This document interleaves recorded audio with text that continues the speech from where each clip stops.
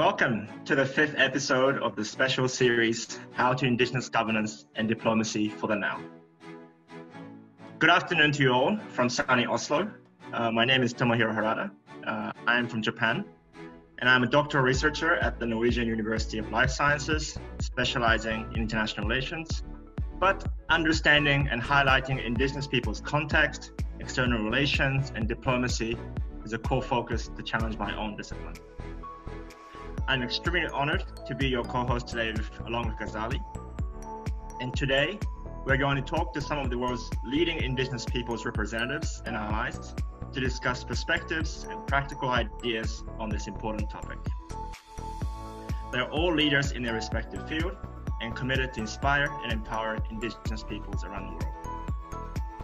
If you're participating on the Zoom or watching from the Facebook live stream, please let us know in the comments where you're watching from. So before we begin, there are some quick housekeeping rules.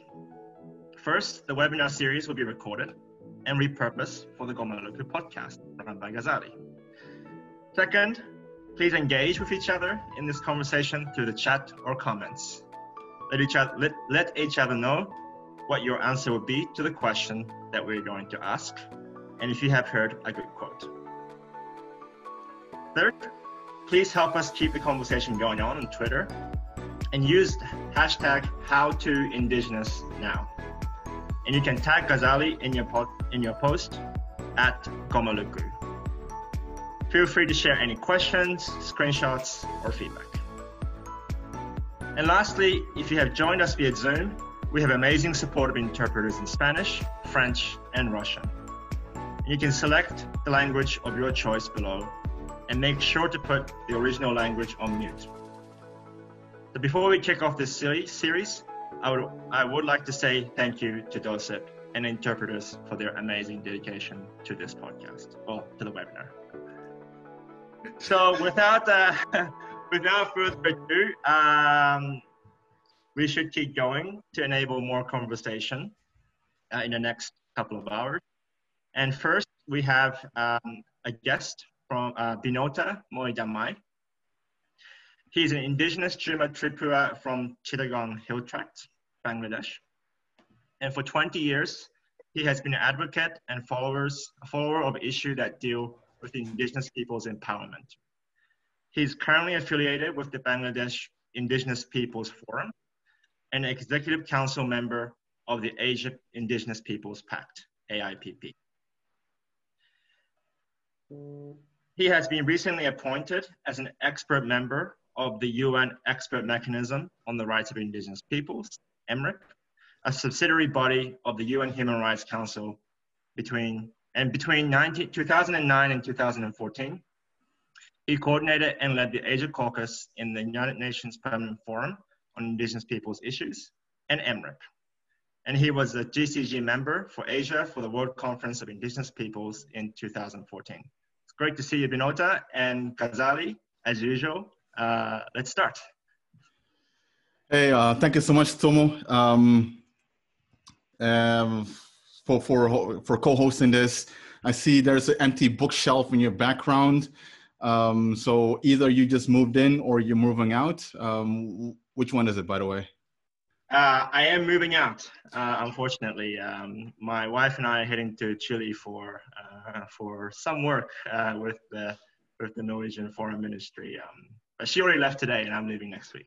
Oh, thank you so much for helping out with this episode. I'm sure that you have many other things to do as well. Jumping right into it, yeah, Binota Moidamai, very good friend of mine, of ours. A very good friend of the movement, a very familiar face in the movement as well. Very glad that he could join the entire lineup, be with us. Yes, his resume is already very impressive and will only continue to be impressive. Let's jump right into it, Binota. We only have like 15, 16 minutes of time. Binota, how would you characterize where we are right now in the context of the Indigenous Peoples Movement? Like 13 years after the adoption of the Declaration on the Rights of Indigenous Peoples. Hi, thank you, Ghazali. Thank you, Tomo. And good afternoon, good evening, good morning, wherever you are now at this moment watching this discussion. Yeah, that's a very good question, Ghazali. 13 years since the adoption of the UN Declaration on the Rights of Indigenous Peoples. I'd like to share by saying that there are, of course, some positive advancements and also there are challenges. The positive advancement from my perspective, what I see, it is that, there are, after the adoption of the UN DRIP, there are many member states, at least a few member states, they adopted UN DRIP, Indian national legislation, national constitutions, considered policy, legal policy framework, and also take some very concrete activities for the promotion and protection of indigenous people's rights in line with the UN DRIP. At the same time, there are also some good examples from the UN agencies. They are also considered taking up seriously indigenous people issues in their development activities. But again, if also see, there are also like UN Permanent Forum or expert mechanism and experts report here in their reports. You will see there are so many good examples, and also you will see how they are working together with the member states promoting the UN DRIP. But now the point is in terms of the indigenous peoples organizations, like how we really actually see. One of the most important thing, my personal observations, that the historical background of our indigenous peoples movement is the movement for the self-determination rights. This is one of the core issue. So actually, I think sometimes whether in line with the UN DRIP, whether we are actually possible taking forward the rights of self-determination of indigenous peoples through the movement, or whether we're really losing the track. This is actually one thing sometimes I really see, because see, after the adoption of the UN DRIP, there are so many indigenous people organizations become a project-based activity rather than what we have supporting, or whether we have the movement on the self-determination rights. But when it comes to project-based activities, you are somewhere actually bound, because you have one side is the interest, somewhere you are also bound to the donor, and then you are in between the trap. Then when it comes to the issue, I don't think it's really you can strongly present you really the demand. Say, for example, we're talking about the right to self-determination. We are referring to the UN DRIP Article 3 all the time. But when it comes to the negotiation, when it comes for the campaign, how strongly you can really put your language forward. That's the challenge I see. And that's what I also see most of the indigenous people's organization these days. I see talking about the Millennium Development Goals to now SDGs, but the real understanding, the concept, the moment started for the right to self-determination, whether we actually have able to advance it after the UN DRIP adoption. So this is also the thing me, the youth caucus, the young generation also need to think of actually how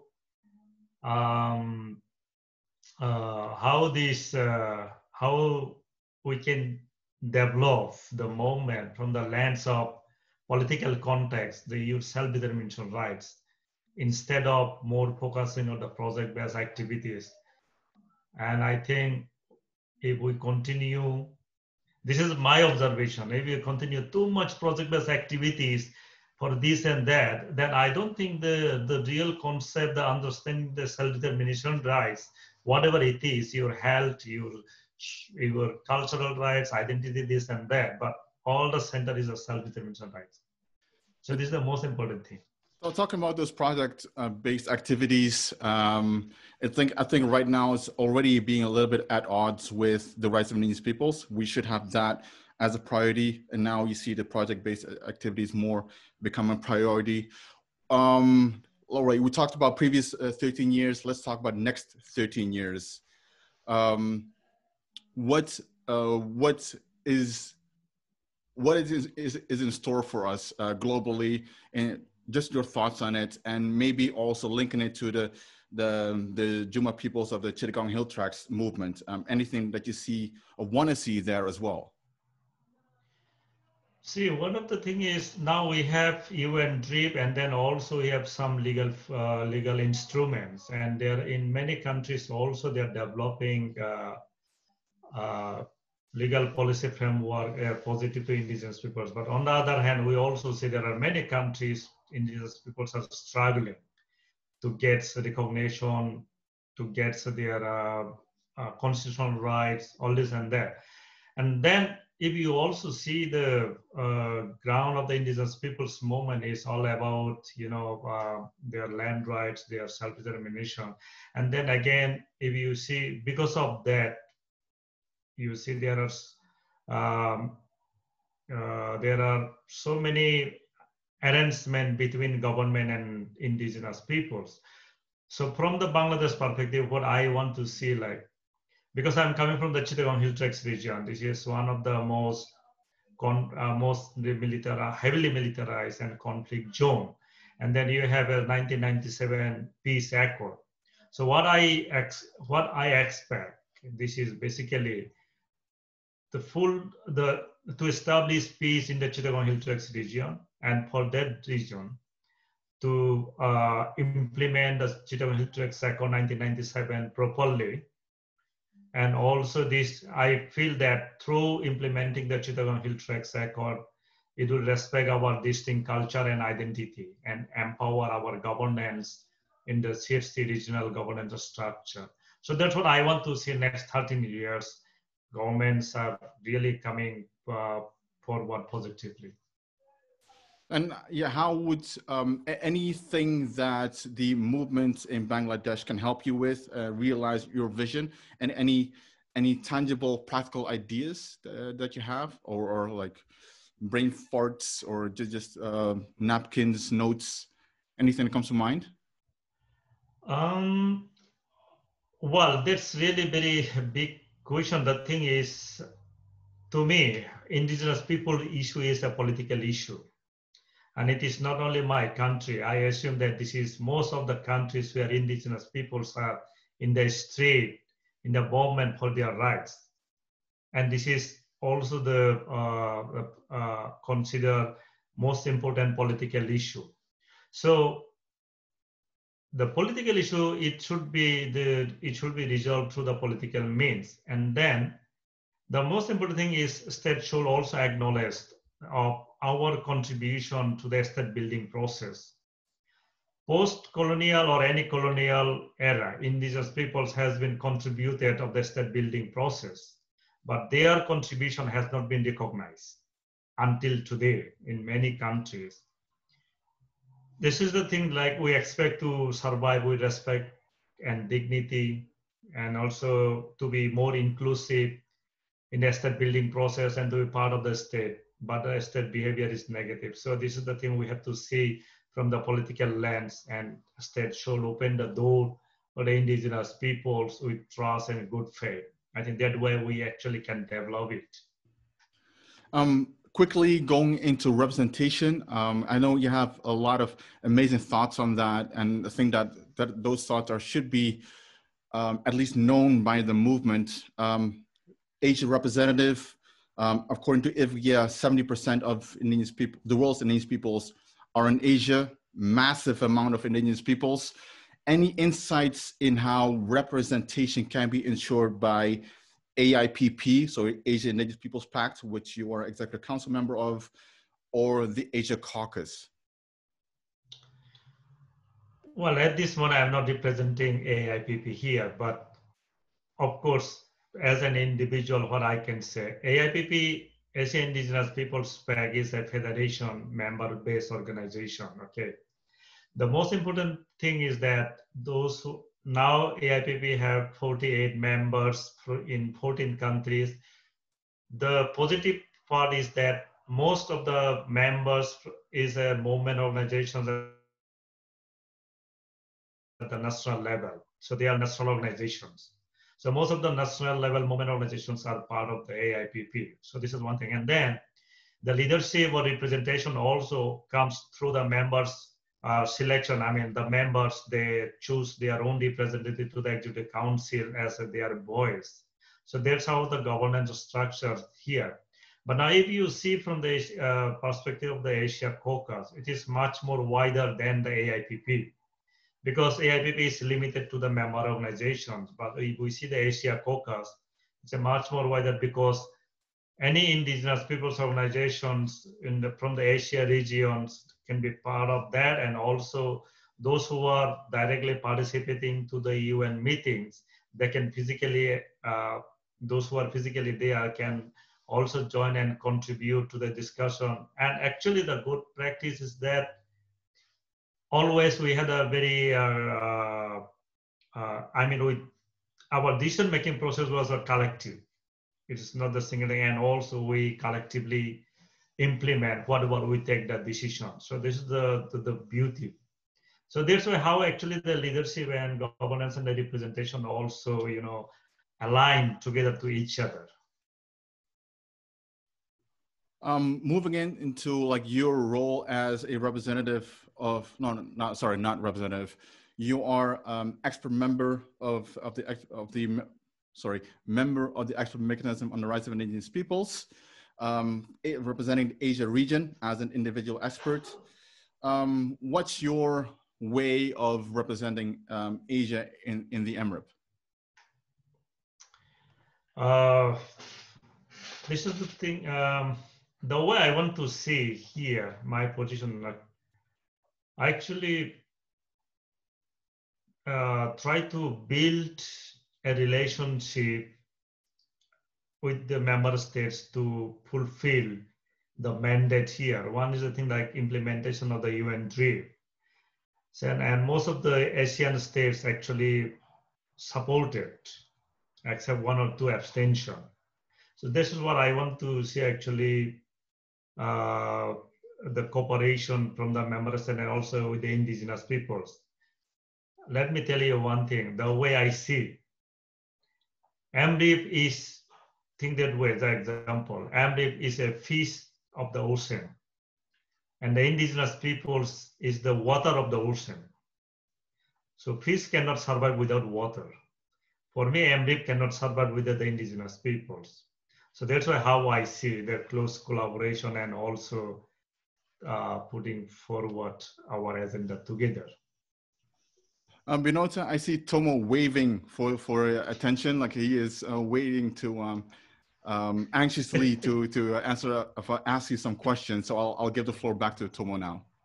Okay.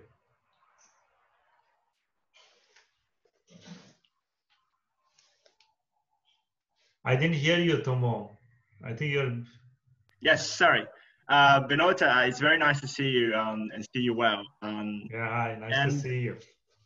And I'm coming from, a background where, I'm not indigenous person, yet I am interested in indigenous peoples and their issues and their rights. And I think there are a lot of young people out there who may not be indigenous themselves, but they are also trying to kind of understand the context of the movement and of the issues that indigenous people face in their own communities every day. So I've been always told that context is important in engaging with indigenous peoples meaningfully. So perhaps many people might question, how can people interested in indigenous peoples and their issues build contextual knowledge to achieve this? Do you have any advice or any texts or books that you would recommend people reading to gain this knowledge in order to support indigenous peoples and their cause? If we are talking about from the academic lens, there are of course quite a number of articles which is actually Western product. And there are also some indigenous peoples scholars who have very good document. I mean, a very good article written about the indigenous people issues. One of these, you might say, well, I really cannot remember all. What I also read, I was very much influenced reading some of the documents on the indigenous people issues. Understanding international level is also James Anaya books. Mm. And also understanding our Asia context of the indigenous peoples is, James Scott has a very good research book, is the arts not being governed, the art of not being governed. James Scott. This is, I really impressed reading those research books and also understanding our indigenous peoples. But when it comes to also the United Nations system, well, my personal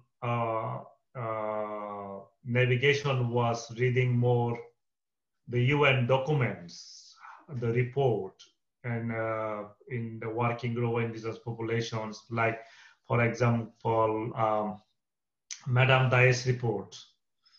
I was reading in the past, understanding the indigenous people's movement, the global movement, because my participation to the indigenous global movement actually from 2006 directly through the Working Group of Indigenous Population.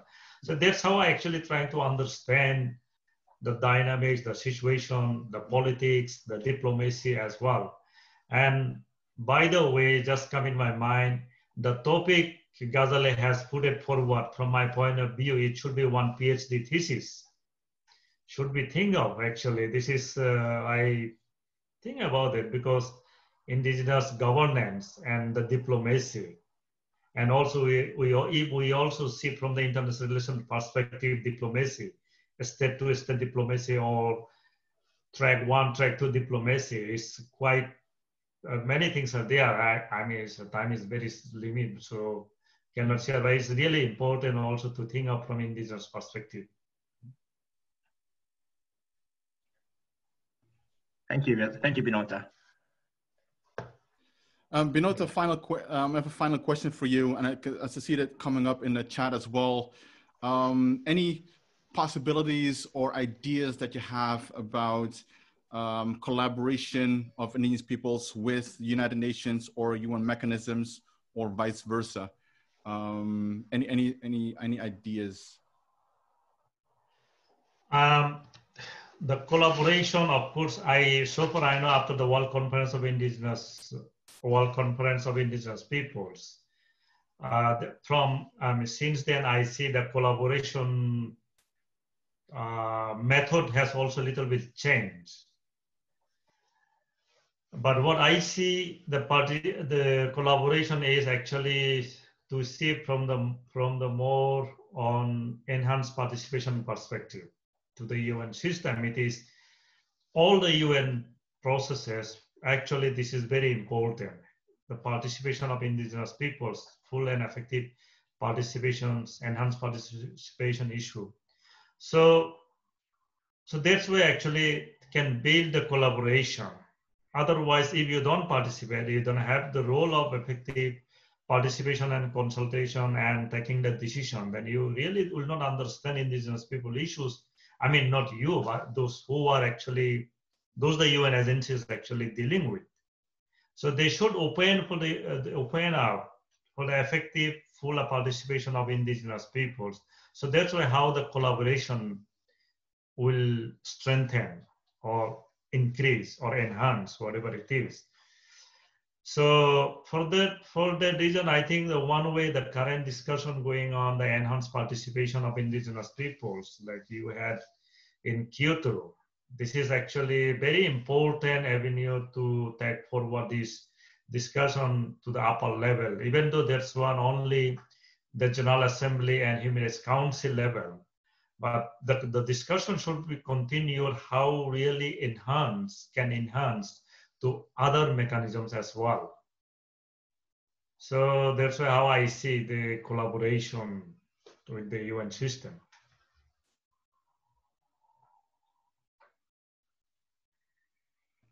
All right, thank you so much, Binota, for your time. I know it's very late already in Australia, where you're resigning right now. Definitely, we're going to talk more throughout the year. Stay safe, stay healthy, stay inspired, and looking forward to continue working with you, man. Thank you for having me. Yeah. Right.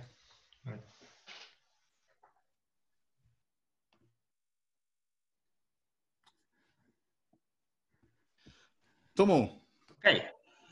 Yes. So we will move on to enable Ghazali to ask more questions to the next guest, who is Ali Kiskitawa. She is a Sami woman from Korikaino in the northern part of Sapmi, the Norwegian side of the border. She's currently the president of the Sami Parliament in Norway, having been a member of the said parliament since 2005 for the Sami Association of Norway. She's the first woman to serve as a president in any Sami parliament. And as president, she has been a strong advocate for the revitalization of indigenous languages, both at home and in policymaking. Currently, she is serving as a co-chair and representative for the Arctic indigenous peoples in the International Year for Indigenous Languages in 2019 Steering Committee, which is now in transition towards International Decade for Indigenous Languages between 2022 and 2032. She is married and a proud mother of three daughters. And personally, I remember the day when Disney announced that the Frozen 2 would be available in Northern Sami when I was in Geneva. And it was I understand it was a massive win for indigenous languages. So I'm really looking forward to hear more about this with your conversation with Ghazali. So Ghazali, please take it away. Thank you so much, Tomo. Yes, Madam President, Boris, welcome in this webinar series. Yeah, I think of when not just the role, but also like the person, Ali Keskitalo, as a president, is very admiring.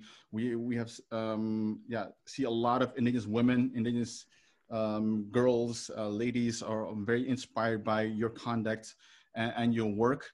So I have like hundreds of questions for you, but I can only ask you some. So I apologize beforehand if I go fast in asking these questions. So I will go right into it. Madam President, how important were your skills developed in your early years when you first started out at the Sami Association of Norway? And what are the different things that have made you improve as a president? Well, thank you, Boris, Ghazali, and Tomo, and others, and thank you for inviting me to participate in this webinar. I would have to say that being an indigenous leader, and I believe all of the panelists and maybe the attendees and in this webinar will realize that talented people can have all kinds of careers. But if you choose indigenous policies, if you choose to be a champion for your people, it's kind of a life calling. It's because of your passion for your people and your culture and your language, and it is very rewarding in many ways, but probably not as a career or financially or anything.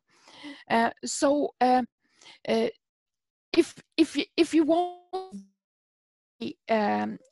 such a leader, I think you have to search for an inner kind of motivation, and that is why what I try to find. I try to find my inner motivation, and I try to encourage others to find the same kind of motivation. And I really try to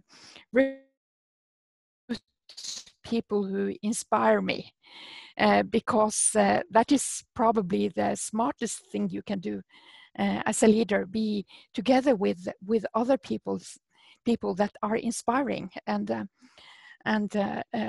Well, it is kind of tough to be an indigenous leader, and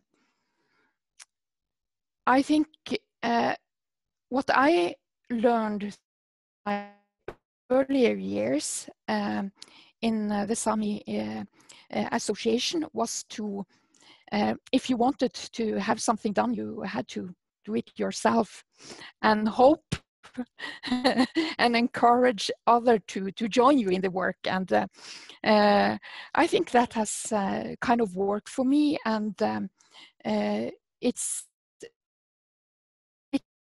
the spirit I try to bring with me also into the parliament, the Sami parliament. Thank you so much, Madam President. Also, you have been focusing a lot, and I think that that's one of the great things, one of the great achievements, of course, on Indigenous people's languages. It's very dear to you during your term as the president of the Sami Parliament in Norway, especially during the International Year of Indigenous Languages. How did it, in your view, in your mind, how did it serve Indigenous peoples and maybe also the Sami in particular? Has it created any momentum in your region? What are you seeing? Well, first, I would like to say that indigenous languages and the Sami language and language policies, what we can do ourselves for our languages, those are issues very close to my heart, and which really recruited me into political work. For us in Sami, the Year of Indigenous Languages, it was a lucky coincidence, because we were already focusing on renewing language policies and putting more effort into language policies. So we were able to really broaden our platform and give our language work high visibility, both in Sami, in Norway nationally, and also internationally, as Tomo already mentioned, with the cooperation with Disney Animation Studios on the Yenyungwa. So it was good timing for us, and I think we managed to create a momentum, and one of that we were able to pave the ground for was the establishment of a joint Sami language institutions that all three Sami parliaments, we are establishing it together. Hopefully it will be opening the doors from January 1st if we are continuing our good work. But that's one of the legacies from the International Year of Indigenous Languages. Madam President, if I may transition a little bit into like representation, what a lot of people see is that the Sami are like one people across 4 borders, 3 parliaments, and also an interparliamentary council. What is the plus side of this arrangement? What do you see that other people may not see or not see yet? And what is the next step for a further that cooperation, or minimizing the borders between that divide physically the Sami people? The borders, they are really impractical for a small people like the Sami people. But if we search really good, we could find some positive points with the borders. It makes it possible for us to kind of benchmark the states we live in. We are able to both coordinate and cooperate, especially across the Nordic borders. It's a little bit or very much more difficult over to the Russian side of Sápmi. But we can benchmark the Nordic states, and we can get inspired and get good examples from the Finnish side, the Swedish side, the Norwegian side, and then we can go to the states we live in and say, well, you are doing good work, but Sweden is leading on this issue. So Norway, please, you have to live up to the example set by Sweden. And that is one of, I guess, the few plus sides when it comes to living across the borders.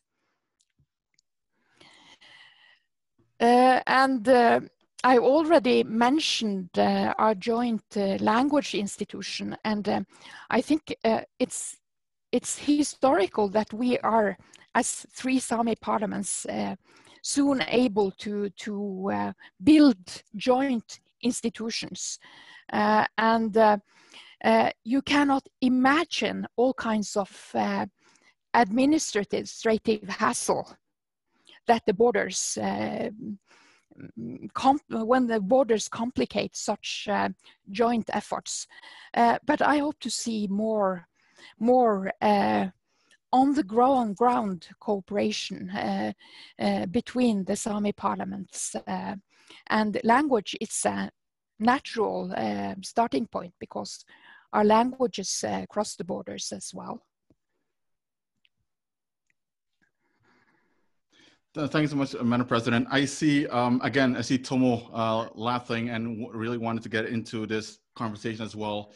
So I'll give the floor to Tomo right now. Yes, well, thanks so much for your time and for all the interesting discussions about following your inspired model, which is what I'm trying to do right now. And then I have had the privilege of being able to host this event. Is also thanks to Ghazali and others who have trusted in me to do this. Ali, you're quite a public figure in Norway, and we often talk about indigenous peoples in relations with the state governments, but there is little less talk about the indigenous people's relationship with the people, Norwegian society, for example. How important do you think this aspect of indigenous diplomacy, if we can put it that way, nowadays? Maybe in the context of Norway.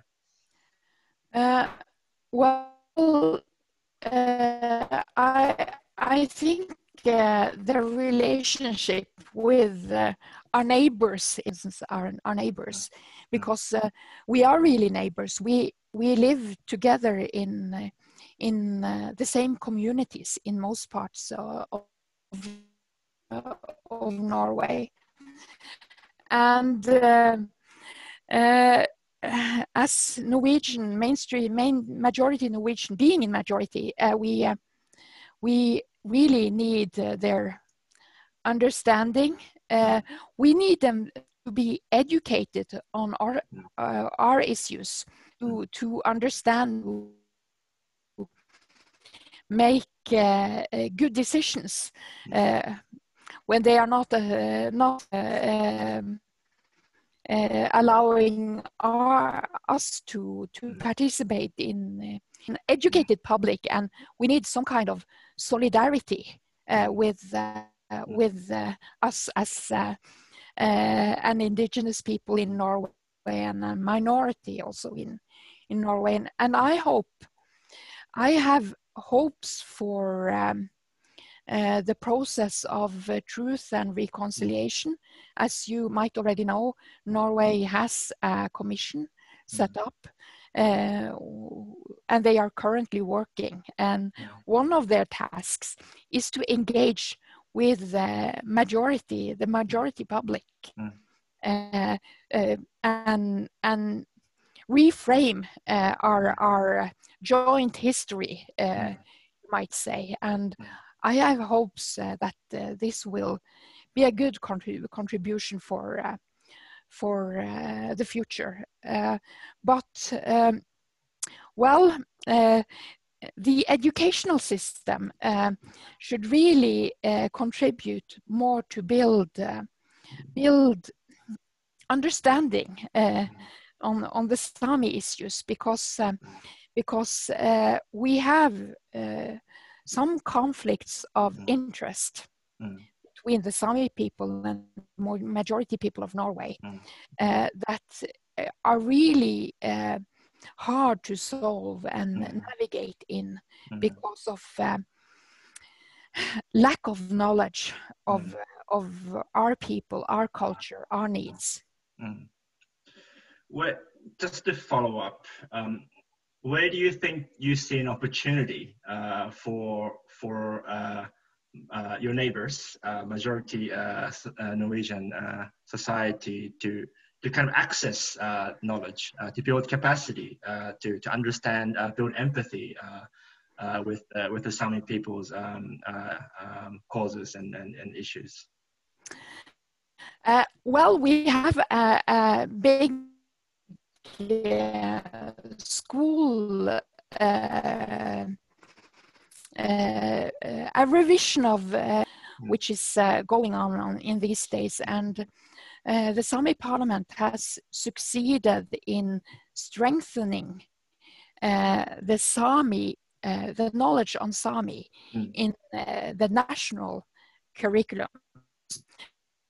So I think we are building for the future and educating future citizens of Norway, and hopefully they will be better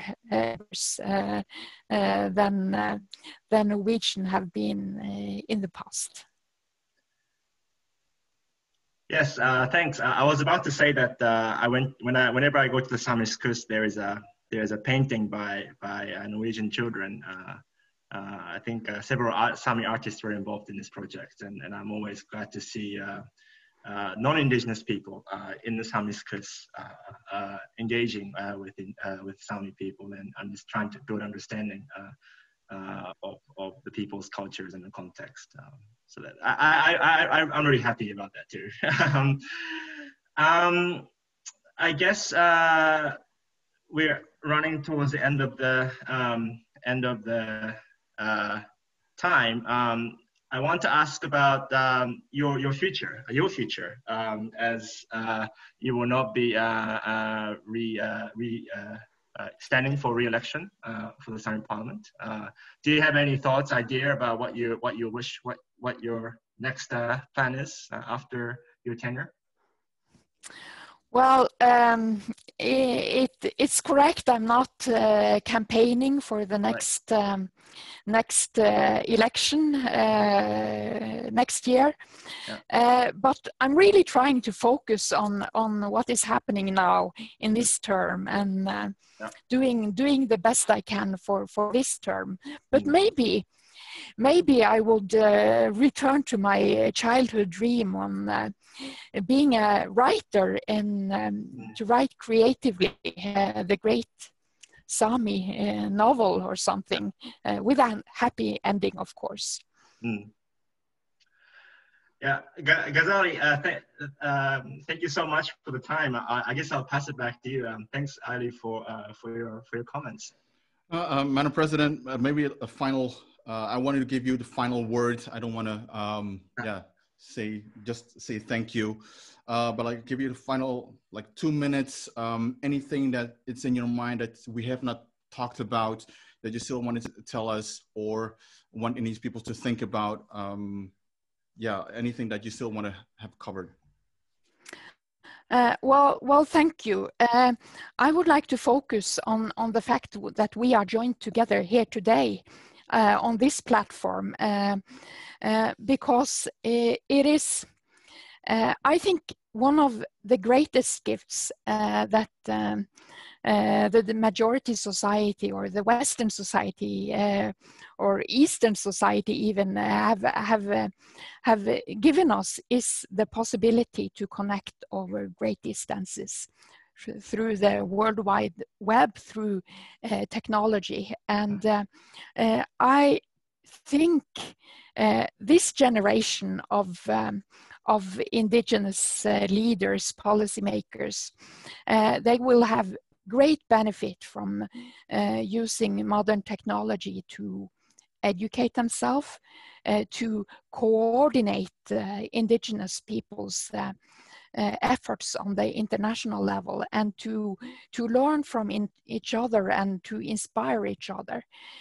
So I'm an optimist because of the possibilities that lies in modern technology. Also, when it comes to indigenous languages, I'm a believer in that modern technology and language technology can bring something to our societies.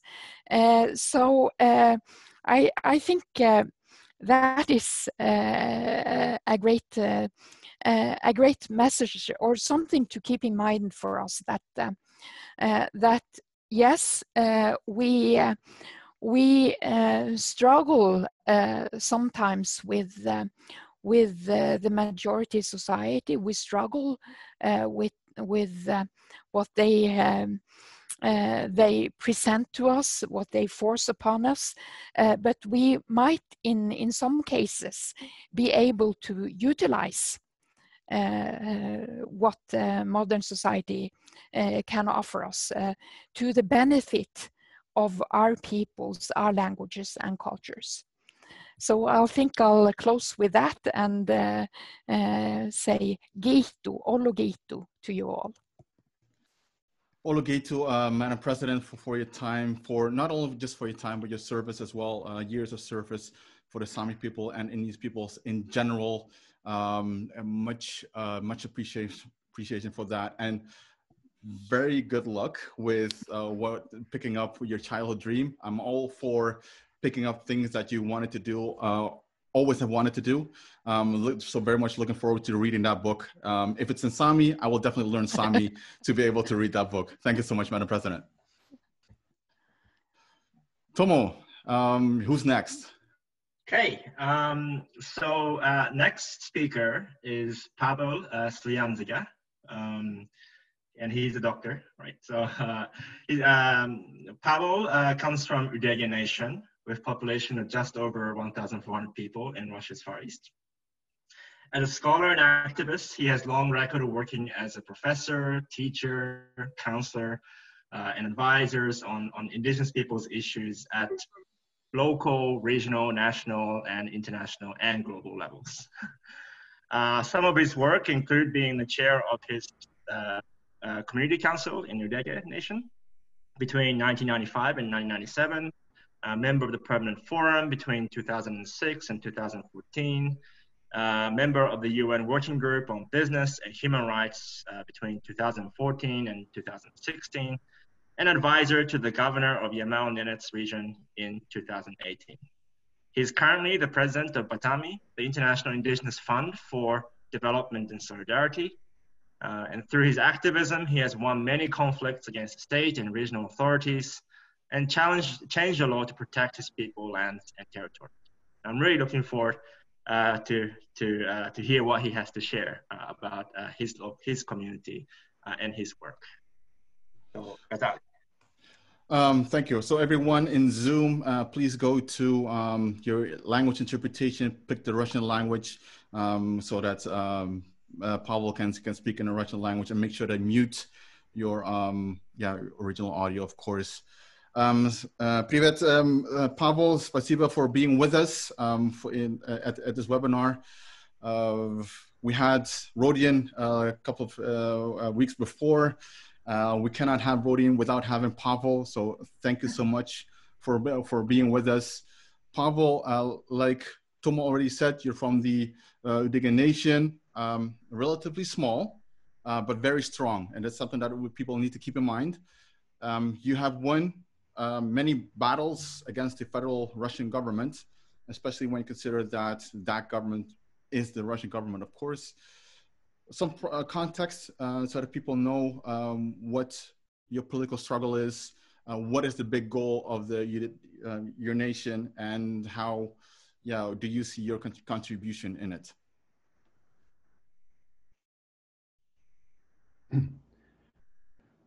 Доброе утро. У меня утро сейчас, Тома и Газали. Я очень благодарен. Grateful, Ghazali, for your invitation, for the opportunity to take part in these very important discussions with authoritative people, with people who have dedicated all their lives to fight for the rights of indigenous peoples. And I'm very grateful for the opportunity to take part in this discussion. And of course, thanks a lot to the organizers for implementing this idea. Before answering your question and before continuing the topic that you suggested discussing, I'd like to say that the topic of utmost importance that was announced before for this format of communication, it was the topic that is important for the diplomats, for managers.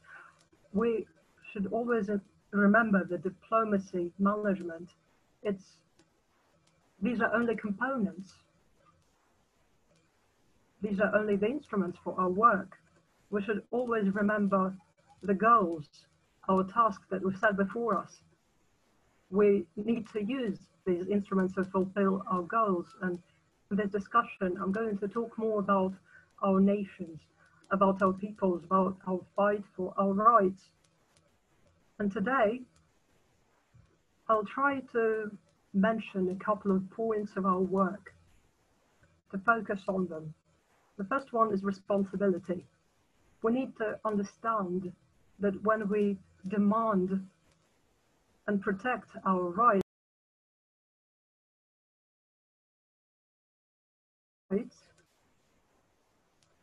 have two facets.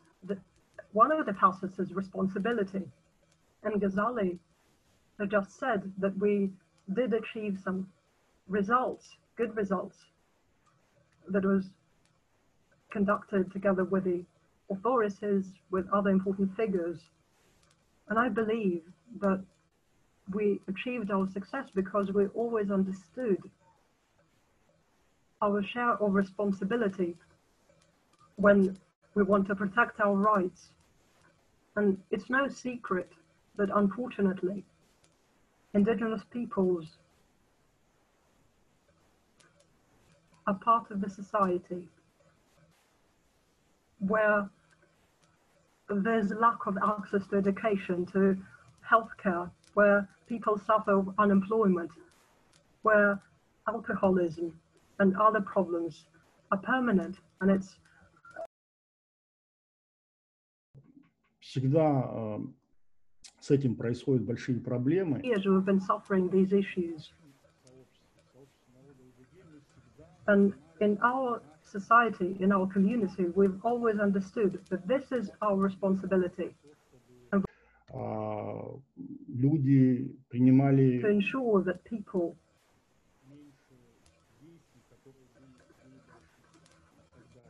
would avoid doing these mistakes. And one of the important points of our work, of our fight, is the policy of our ancestors who said it doesn't matter what profession you would get. The most important thing is to get education. And this motto has become the driver that enabled us to succeed, to develop. the collapse of Soviet Union resulted in many rural areas in Russia becoming extinct. Many people just died, villages died, because in the villages, life stopped. Schools, hospitals closed. People had no places to work.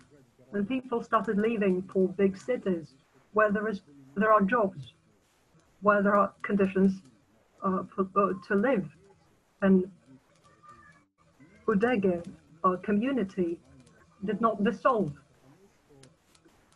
Thanks to our doctors, we had our own doctors, we had our own engineers and teachers and professors, and all leaders of our communities were locals. They didn't leave, and that enabled us to survive, to preserve our community, and to develop. Thanks so much, Pavel. I think we're not. I am getting English translation, but there's some issues with the Spanish interpretation.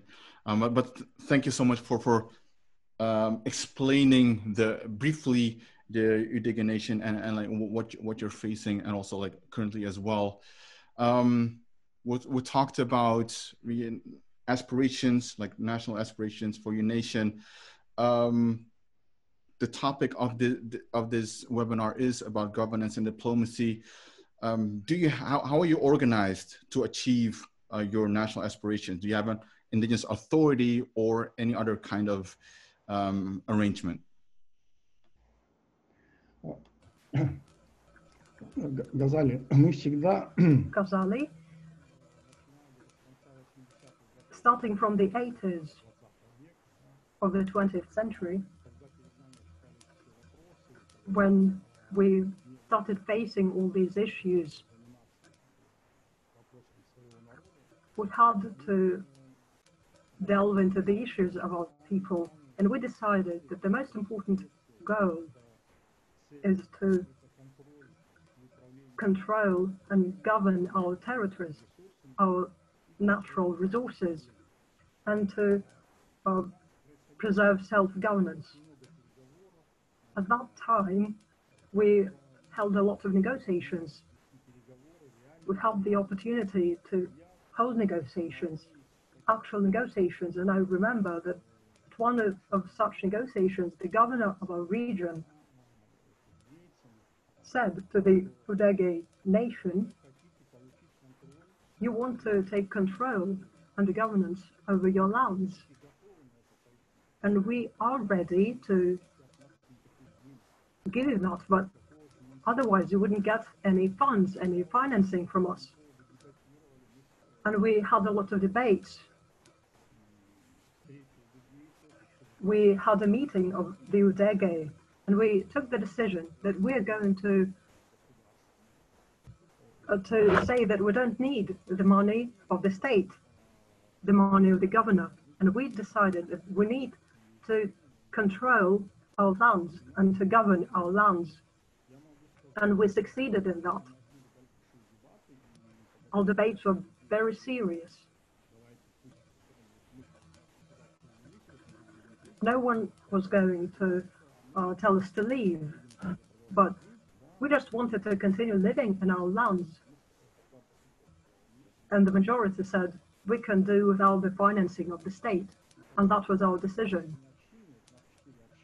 We have 4 communities. My community is the biggest one. We received over 2 million hectares. Other community received 460 hectares. Uman Udege received another piece of land, and 70,000 of hectares accounted for the 4th community. And our region is the only region in the Russian Federation which has never had any state programs to support the indigenous peoples, and we've never received any funding. But we got the opportunity to control and to govern our territories. These processes were very difficult. And unfortunately, some of our communities lost the opportunity to govern their lands, and I'm not going to delve into details because the realities are very difficult in Russia. But at that time, we managed to receive the opportunity to govern the territories.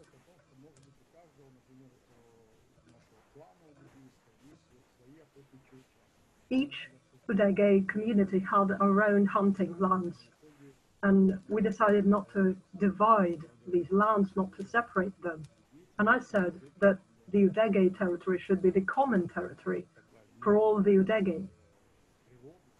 You cannot divide the nature, you cannot divide the natural system. That was our goal, and we achieved our goal. At the same time, our territories are very rich in natural resources. These are forests, coal, and many other minerals.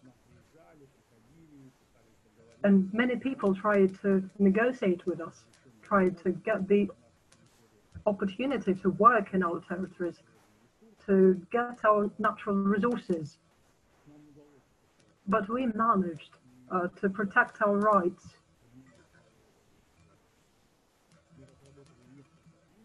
And we have developed a couple of principles in our work. As Ghazali has correctly stated at the very beginning, our nation is not very numerous. Our people is not very numerous. And it's always very difficult to protect your rights when there are not many of you. And the principles that we adopted enabled us to succeed, to protect our rights and interests. The first principle is the unity.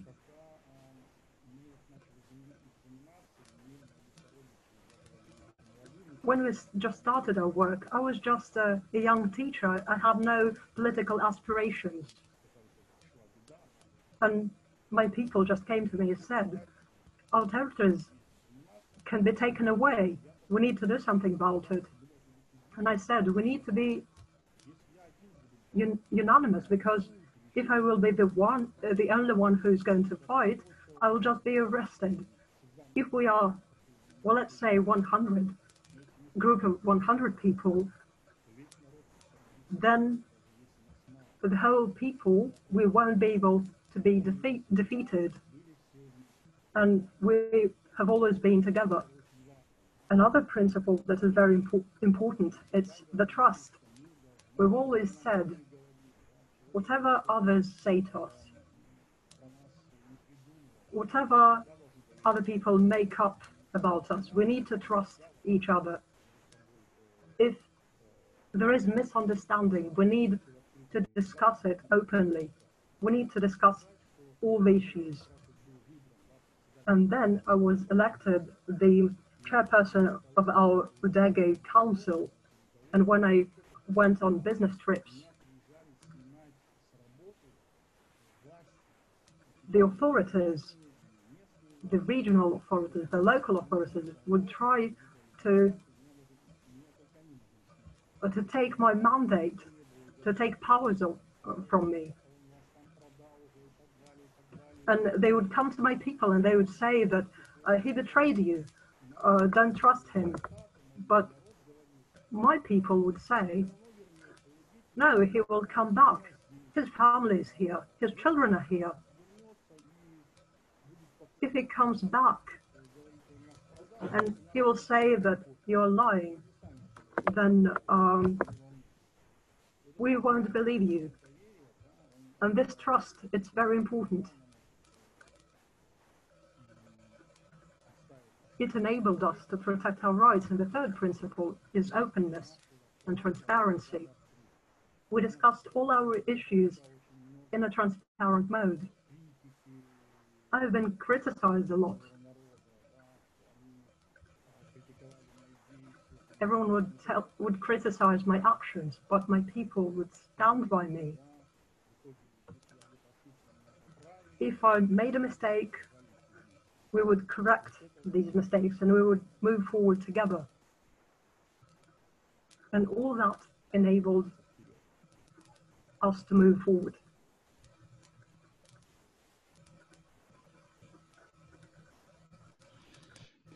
Thank you so much, Pavel. It was Gracias, Pavel. Sorry, I had my... Perdón, tenía aquí mi aparato. my interpretation was still in Russian. Thanks so much, Pavel, for laying that all out, given the full historic background of the struggles that Yudiga Nation are facing in the Russian context. Because there's not a lot that we Indian peoples outside of Russia are hearing from it, and also like the resiliency. I think that is a key word that comes up in my mind, being very resilient as indigenous peoples. Doesn't matter how large or small you are, you have to be resilient. Thank you so much for that. You wanted to talk about a little bit more about Kyoto Protocol and all those things, and Tomo would like to ask some questions on that, so I will now give the floor back to Tomo. Thanks, Ghazali. I wanted to kind of talk about capacity building, and as Ghazali alluded, can you talk a little bit more about how Yudiga Nation engaged with Kyoto Protocol at different level? How do you build the capacity of your people to implement it? And what are the lessons that you learned that you want other indigenous peoples to think about, or non-indigenous peoples even?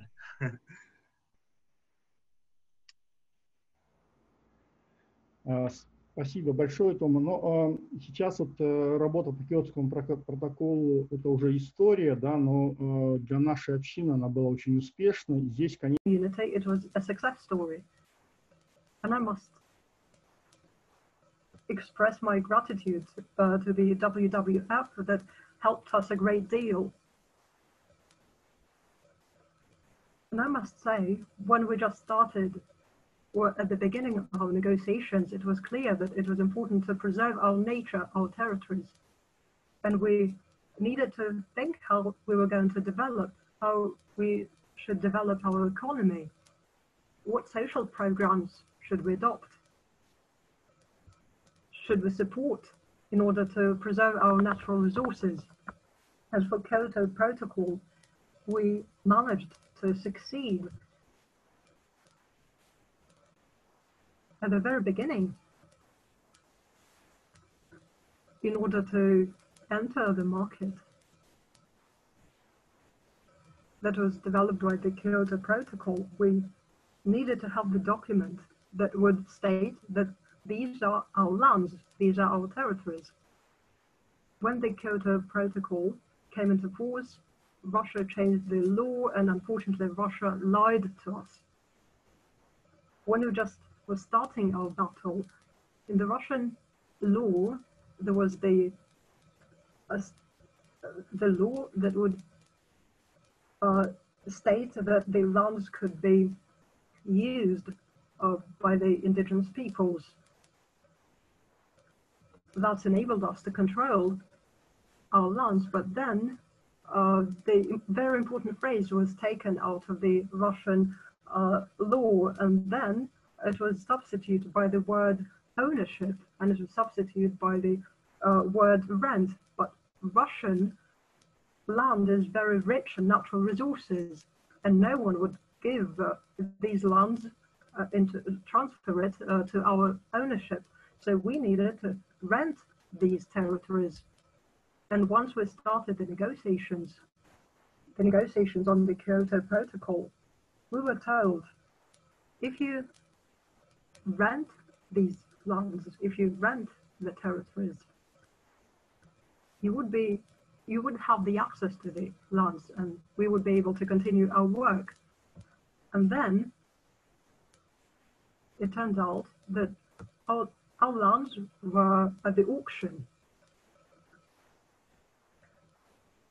and the UDEGE, as well as 7 other commercial structures, units, were taking part in the auction.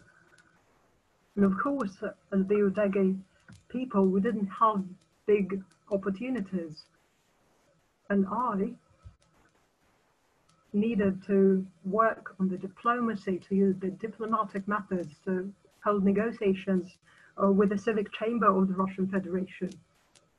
I am the permanent member of the forum, and I had negotiations with the administration or the president, and as a result, I managed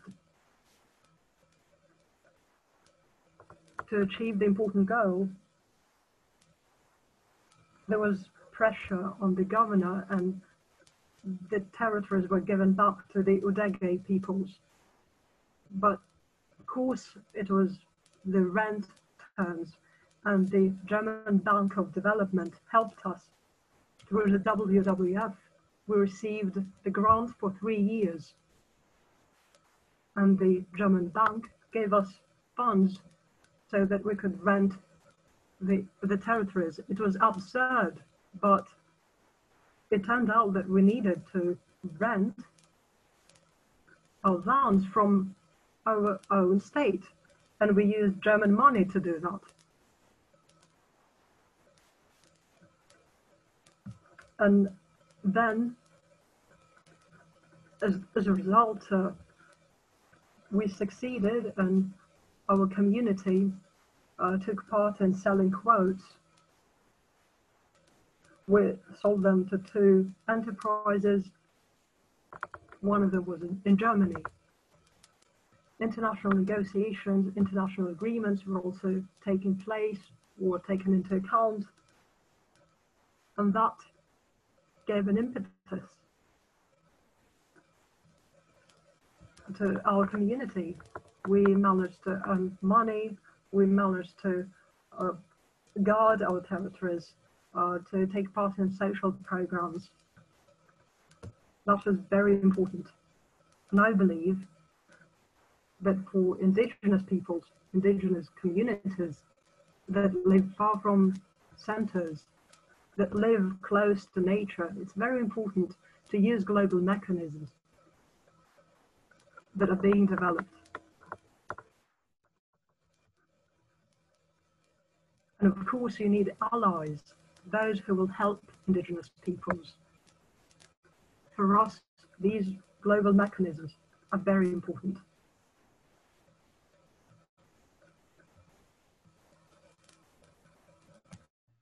Sorry, I had to unmute myself.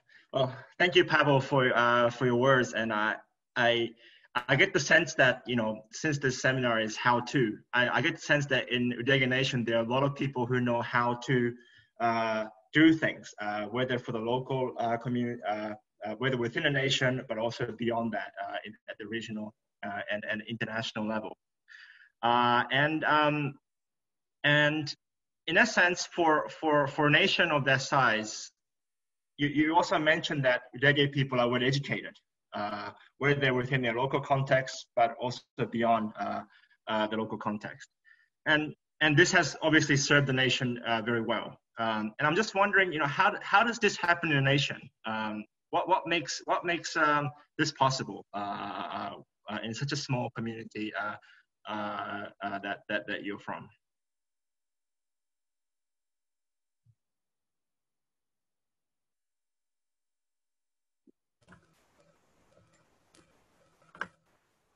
Well, as I said, one of the important things is the responsibility, being responsible for the fate of your peoples,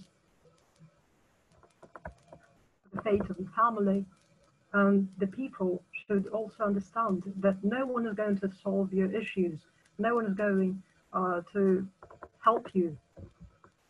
We should and must solve all our issues ourselves. Others can just help us, but no one is going to solve our issues for us. And this is the responsibility, this is the understanding that enabled us to move forward, that enabled us to preserve our unity, to preserve the understanding of what we need.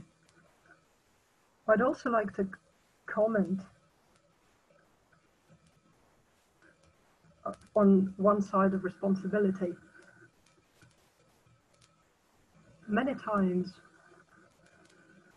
in Russia, when working with our communities, and here I mean not only Udege communities, but communities of our regions. People often said that it was impossible to hold our negotiation, our meeting where we wanted to discuss some issues. Authorities wouldn't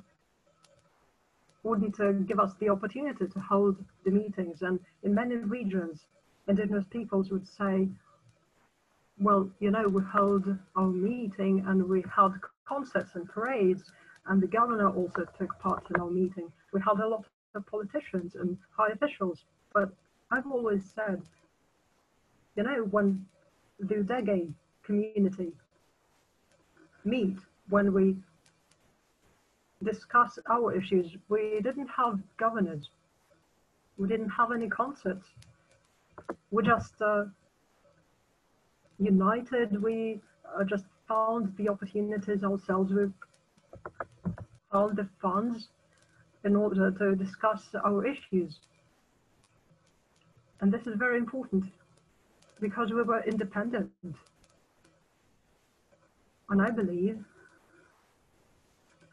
this is a very important aspect, this understanding of how you should work.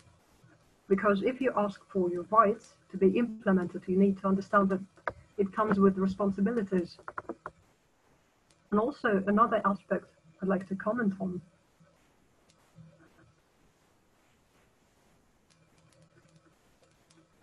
It's the ability to find allies, partners, to find the organizations and people who share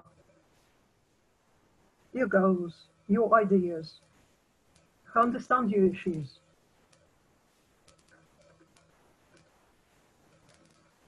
For example, I believe, of course, it is possible to achieve some results, but without the support of others, of other communities, it would be much more difficult.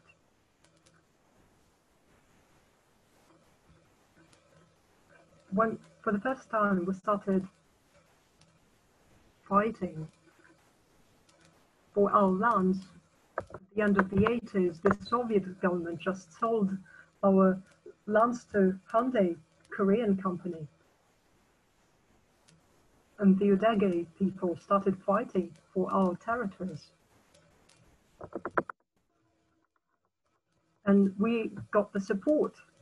We got support of the Pozharsk region, of the locals of the Pozharsk region, the Primorsk region people, and the environmentalists. Both Russian and international environmentalists also took part in our work. They supported us.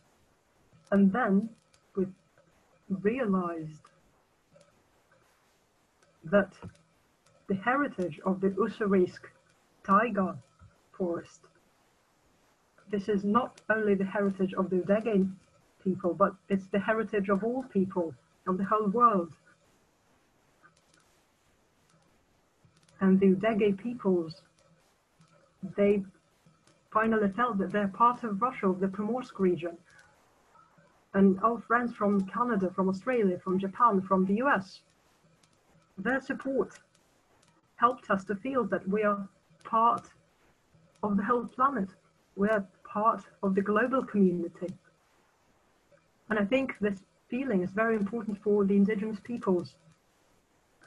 It's important to feel that your goal is very important. You're preserving the territory, not only for yourself, but also for others.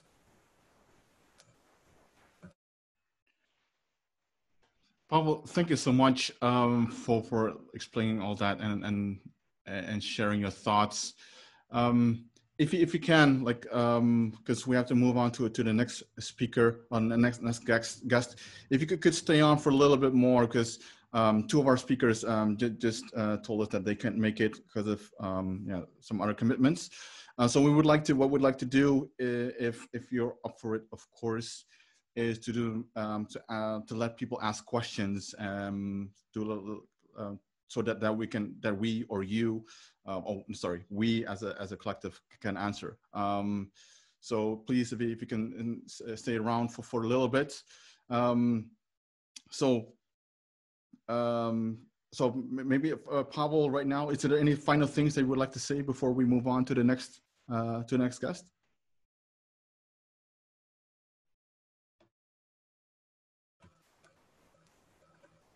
Ghazali, thank you very much. Of course, I will stay here. It's very interesting to listen to what other speakers are saying. And probably I'd like just to comment on one thing. Before me, Aili was talking about that, and also previous speakers also mentioned this topic, and probably all my colleagues, we all understand very clearly the solidarity of indigenous peoples, the feeling of the unity with other groups. And recently, just the other days, indigenous peoples of Russia made an announcement. That was the response to Elon Musk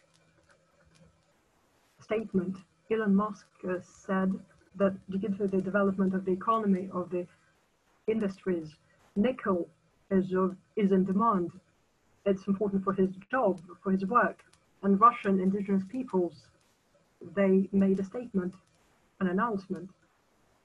They addressed it to Elon Musk, and they asked him not to buy nickel from Russian Nornickel company, because this nickel is taken from the territories of Russian indigenous peoples. And this company its works led to the pollution of the Arctic, and it spoiled the territories of Sami's peoples in the Murmansk region. And I'm just mentioning it because solidarity of all indigenous peoples. Elon Musk represents a huge company. If we are follow the solidarity path, then together we will be able to fight against states, fight against huge corporations. That is why solidarity should be always with us. And this is the source of our power. Thank you very much. Thank you very much, Pavel, for also for sharing that with us. If there's any link or information that you can share, please share them in the chat that we have, so we can directly follow up or sign a petition or anything that any form of ways that we can show our solidarity with the Indigenous peoples of Russia. That will be very, very, very helpful. Thank you so much for that, Pavel. As I said, we have a little bit more time afterwards, so we can do a little bit of Q&A. So please, people, if you're watching and you have any questions, can be small, preferably small and concise questions, of course, drop them in the chat so that we can already start compiling them. Tomo, who is our next guest? Sure, thanks, Ghazali. Our next guest is Frank Etelageshik. Frank lives in Harbor Springs, Michigan, with his wife, Rochelle. He served in tribal elected office for 16 years, 14 of those 16 years as a tribal chairman of the Little Traverse Bay Bands of Ottawa Indians in Harbor Springs, Michigan. During his tenure as tribal chairman, he was instrumental in adopting the Tribal and First Nations Great Lake Water Accord in 2004 and the United League of Indigenous Nations Treaty in 2007. Recently, he was appointed Tribal Court Appellate Justice for his tribe. And since 2009, Frank has been serving as Executive Director of the United Tribes of Michigan. He also serves on the Michigan Water Use Advisory Council and on the Great Lakes Water Quality Board of the International Joint Commission. Beyond his community, he has represented the National Congress of American Indians at several meetings of the United Nations Framework Convention on Climate Change from Paris onwards. And he has participated in many meetings of the World Intellectual Property Organization in Geneva as well. So Frank, it's very nice to see you. And we're very much looking forward to hearing your thoughts and ideas, some of which we might have discussed far too late at night in Madrid last year. So, Ghazali? Yeah, Frank, thank you so much for being with us. I hope you're well. I hope you're safe. I hope the nation is doing well. Okay. Well, like Tomo said, we have many late night discussions, brainstorming sessions between yourself, Frank, me, and Tomo about like negotiations, diplomacy, and governance. You have. So let me jump in right in with the question. You have not only observed, but also participated in the negotiation process leading up to the platform at the UNFCCC, so the Climate Change Convention. What is the biggest challenge that you have seen, or on the other hand, what is there something that you've seen that impresses you? Could be from a state side, indigenous side. What comes to mind? Well, first of all, it's really nice to be talking with you when I'm awake. Just to let you know, and I do appreciate the opportunity to be online here, and thank you, Tomo, for the great introduction. I guess the biggest thing that I see from those negotiations was the first of all, the creation of the acknowledgement of indigenous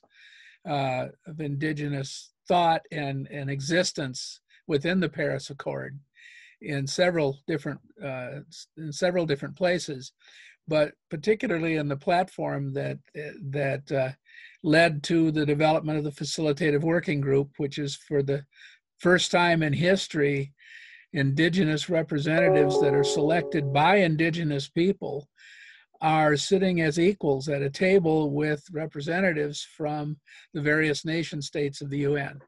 And this is an incredible accomplishment. You know, it seems like some people will see, well, it just happened. And those people who see it happening right now think that's the way it's always been, but it hasn't been that way. We couldn't even get in the room for years and years and years. And now we're not only in the room, but we're at the table. And so even though that's just one place, this is an extremely important development. I think a drawback that I see to this whole thing is that it's pretty easy to take indigenous people and sort of pigeonhole us, to put us in a place and say, all right, now we know where they are. They're here at the Facilitative Working Group. And then everything that we have, all of our issues would sort of be brought through that. And yet, as you and I well know, and from all of our work, late night work there, we have very strong interest in virtually every single action taken at the UNFCCC. There's economic interest, there's all kinds of other interests that things are happening that we need to be sure that this creation that we've helped create, this Facilitative Working Group and the platform, doesn't marginalize our efforts in all these other arenas. So it's sort of a two-edged sword. We won recognition, but we also got to keep active in all these different arenas. Thanks so much, Frank. Also, like, I really like your background. I don't know, what is it actually? What am I looking at? You're looking at Lake Michigan, looking west from the high bluff near Alberta, Michigan, looking over the sand dunes and the beach. And I thought it was appropriate for today. Thank you so much. Thanks so much for sharing that, Frank. We have had a lot of one-on-one conversations, mainly because I was at some points leading up to the platform in a leadership position, had to deal with like internal diplomacy, like within the caucus. With this webinar series, we've been talking about indigenous diplomacy for the last, 4.5 episodes. Like I said, you've been around, you have the mileage to know. What do you think encapsulates indigenous diplomacy? Well, I guess that you know, what we talk about here in the U.S. on this is that we talk about inherent sovereignty of indigenous peoples. And that's something that I realize that the word sovereignty is something that across the world is, you have to be really careful about how you use that in different places. But we talk about that very strongly here. And when we talk about sovereignty and that inherent sovereignty of indigenous peoples, what we're talking about is sovereignty doesn't convey wisdom. Sovereignty is the right to be as dumb as you want to be. But on the other hand, it's the responsibility to be as wise as you can be. So you need to keep those things in mind, that not every decision that we make may be wise, but we need to judge all those decisions by this metric of, are we our own worst enemy when we make this decision, or are we actually helping not only ourselves, but all of the others around us? And so, you know, to me, that's a big part of the diplomacy. And the other thing is that having a strong self-identity, understanding who we are. You hear that in the voices of our previous speakers, a very strong cultural self-identity, understanding our not only our identity in terms of politics or discussion, but our identity in terms of place, in terms of our understanding on the earth. And so, to me, those are the guiding principles that you have to have when you're thinking about diplomacy. And then other than that, you know, it pays to be able to know when to be tough and when to be to just be around and talk. And often diplomacy, you know, there's things that happen with, you know, when you're talking about this. And I think one of the best examples I can think of is you know, we look at the world differently. And I remember as we were closing in on the end of the facilitative working group negotiations, and there were several of the nations in the hall that were working out the details. And we were in a room that was really quite tense. And well, we did what comes natural to us as indigenous peoples. We started singing. We had different people stood up and sang a song from different areas around the world. And, you know, I sang a song, other people sang songs or did a little dance or did different things. And the tension in the room just sort of dissolved.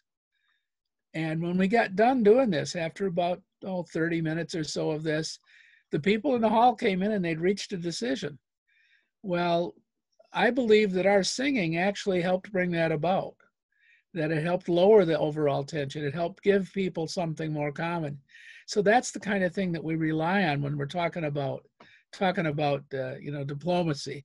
There's many different avenues and levels of it, and we need to rely on those traditions. Frank, I love that you brought up that particular moment. Like, what is it, hour and a half maybe that we had to wait for these other countries to come back in with their decision, their yes or their no, because I think that is very significant for how a state, state indigenous partnership should be in like international negotiations and diplomacy. Just linking to that, for a lot of people, doing something like that would be considered by them as a very novel idea in terms of diplomacy. How do you consider novel ideas or tactics in a negotiations landscape like UNFCCC that has very, I would say, like stale tactics and methods? Well, bringing that's what I just gave is a really good example of that. But there's other instances where it's important that we know how to bring in these things from our cultures, to bring in the voices of our youth, to bring in the voices of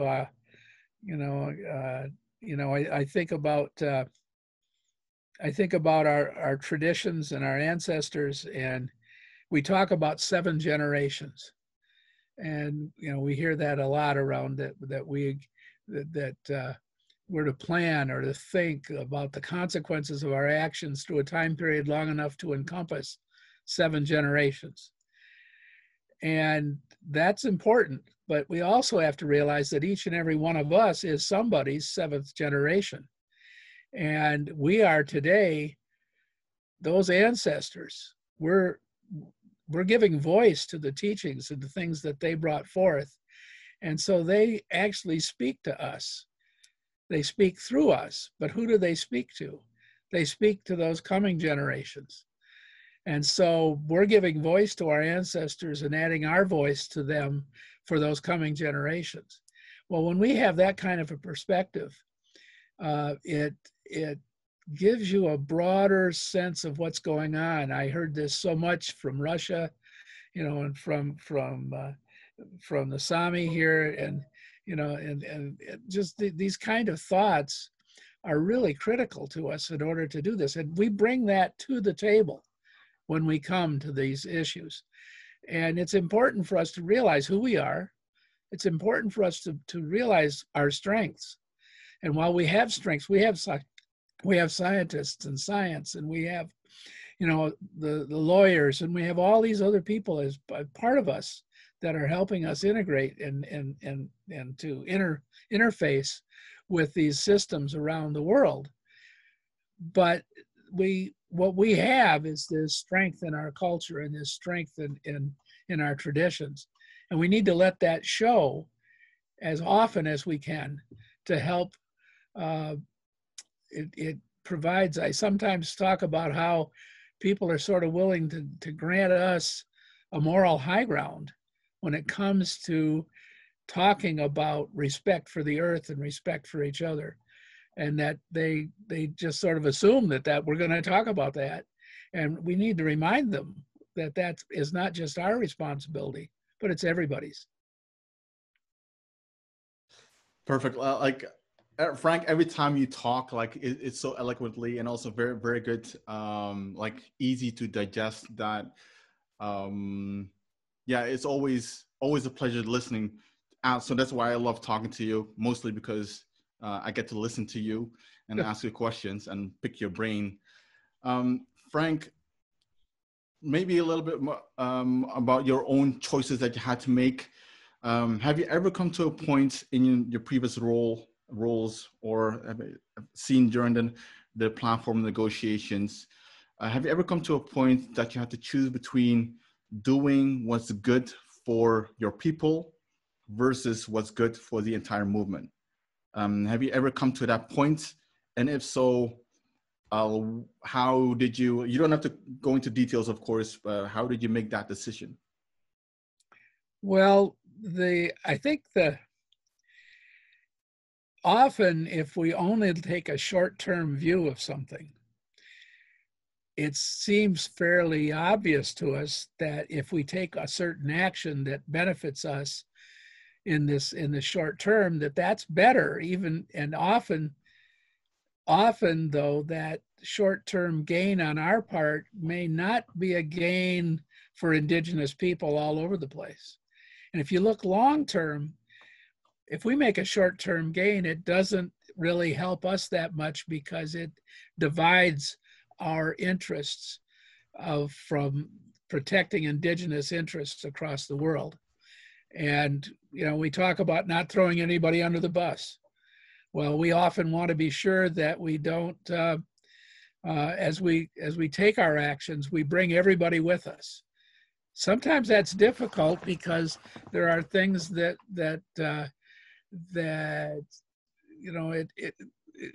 it might be easier if we just took a different path for our own individual nation. But we have this even across the United States amongst all the tribal nations, and certainly as we consider our First Nations and all of the other indigenous people from all over the earth.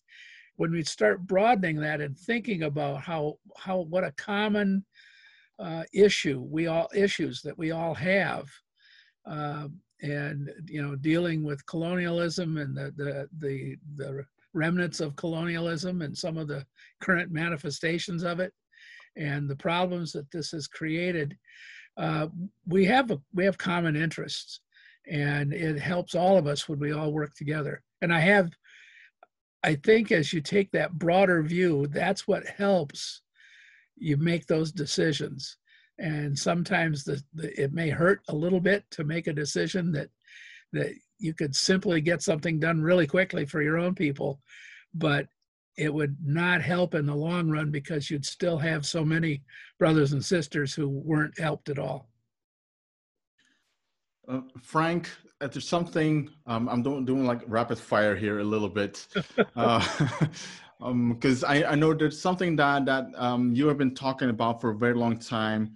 Previous episodes, Johnson talked about it as well, and Graham also alluded to it about, we have, of course, within the UNFCCC, we know about the nationally determined contributions.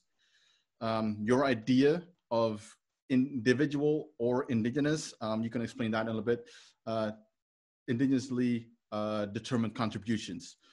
For people that are watching, what is it and how can we take it to the next level or implement it? Well, I think that what I've always tried to do is when we take these huge issues, it's really important to boil them down to things that people can do, okay?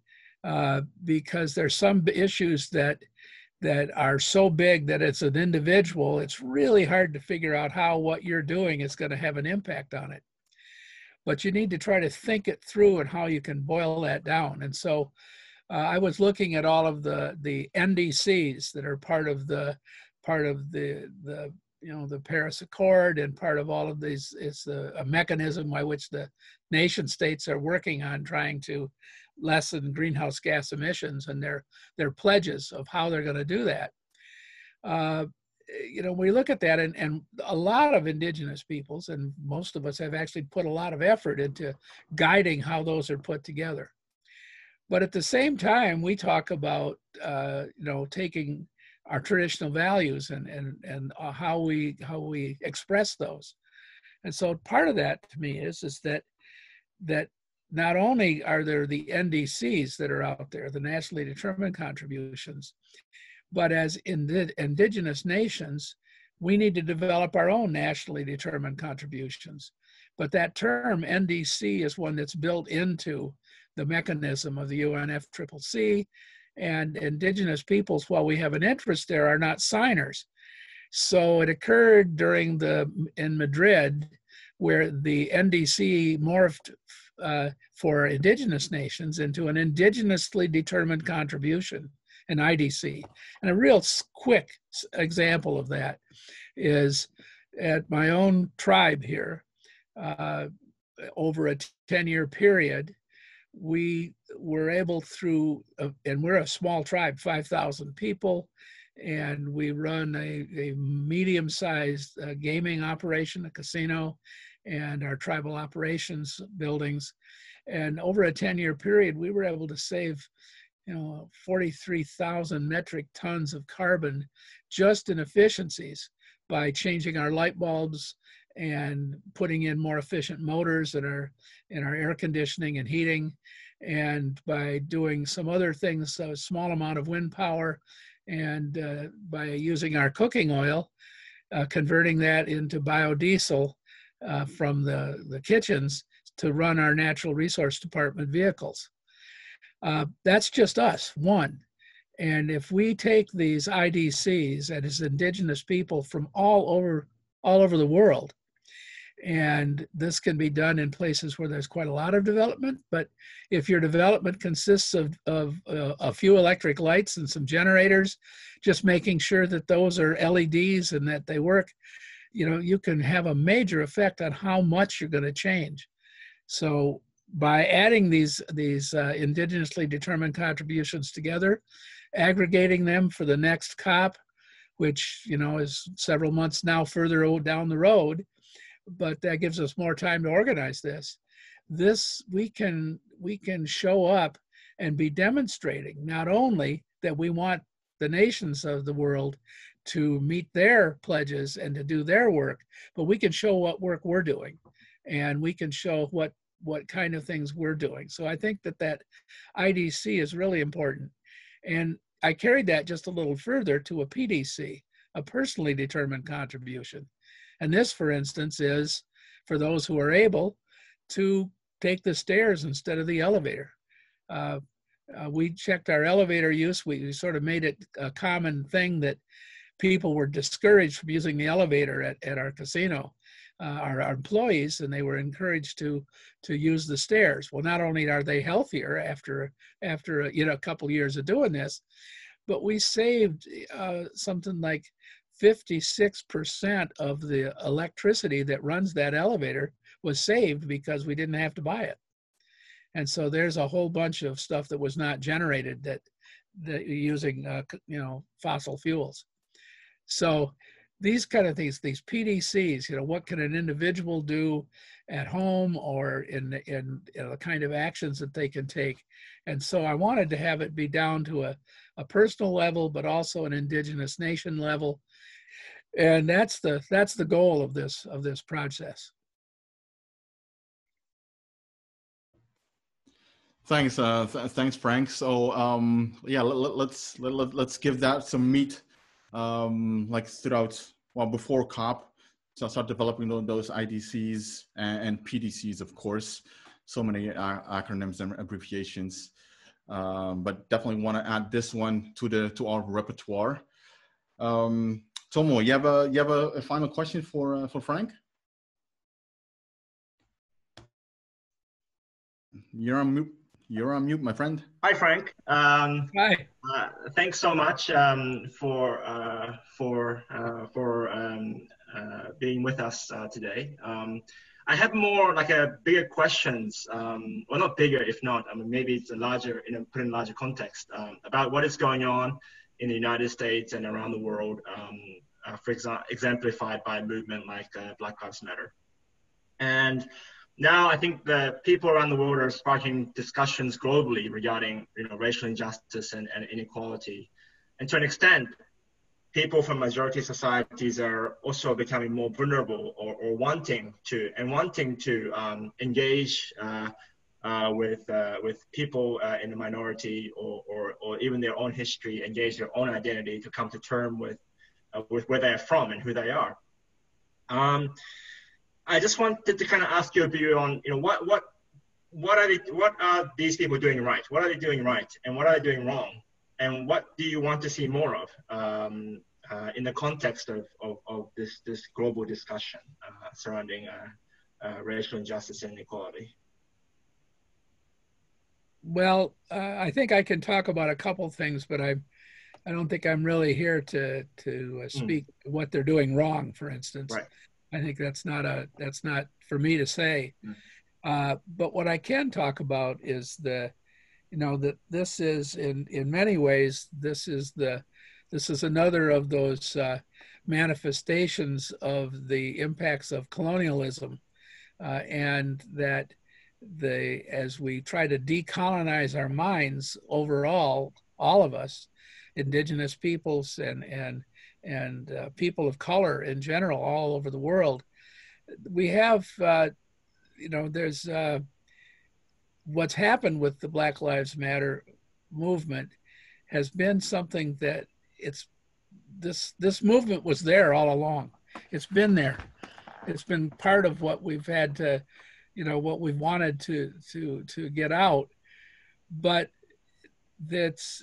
we've had this unfortunate incidents lately that have helped trigger this movement. The biggest issue, I think, with the movement, with what's going on around the movement, is to maintain the focus. That once you get something moving, there's so many people want to take advantage of this movement to try to get some other things done that may not be part of the original message. That it's hard overall to maintain that focus. And I think that's one of the challenges with this. It's also, there are people who are consciously trying to sabotage this in various ways. And I think it's important to to maintain that long-term focus. I think as an example of struggles like this, in the UN work that we've had, one of the countries that has been quite helpful on several occasions when we've needed to work has been South Africa. And in meetings with them, we were meeting with a number of leaders in New York at the UN, and one of the things they reminded us is that when they were young, they were part of the anti-apartheid movement, and they came to the United States and traveled and sought assistance and help. And they received a lot of help from indigenous peoples, from the native peoples here. So when we show up asking for help from them, they remember that and they're willing to help us. And they're willing to help organize meetings and do different things and help us work. They're not necessarily always in agreement with us, but they're willing to help us work.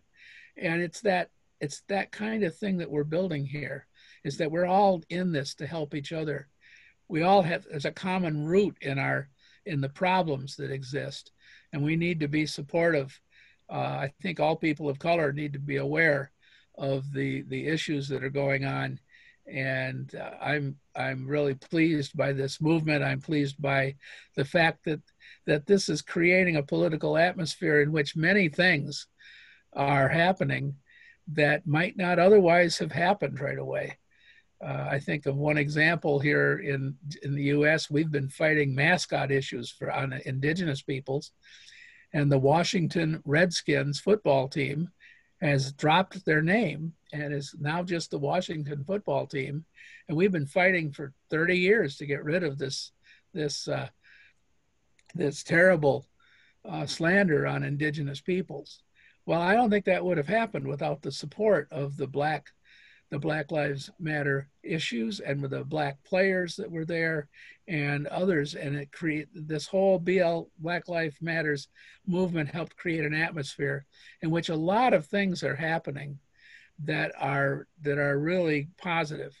And I'm hopeful that out of this chaos there'll be some things that come that are very good. Someone showed me an article here a while back about someone who was complaining about the lawlessness of everything that's going on and how terrible everything was, and talking and I analyzed what was being said, and while it was well written and well reasoned, but I realized that this person, if they were writing in 1776, the time of the revolution here in the US, they would have been on the side of the king, not the patriots that were fighting that helped create the United States. And so their condemnation of people who violate law and order, in other words, people who do civil disobedience, they don't think about the fact that the very roots of the freedom within which they speak are rooted in civil disobedience that occurred, that actually went to revolution when the United States was created after the Revolutionary War fighting the British. So these kind of changes, we have to keep that broad historical perspective as we look at these things. And in that perspective, this Black Lives Matters movement is one of the major change elements, I think, of this century. Thank you.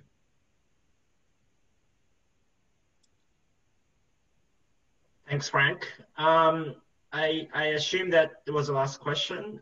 So thank you very much, Frank, once again for joining us. And I really hope to see you around in the next meeting, wherever that might be, and we can continue on our conversation as always. So thank you very much, Frank. And then we will move on to the next speaker.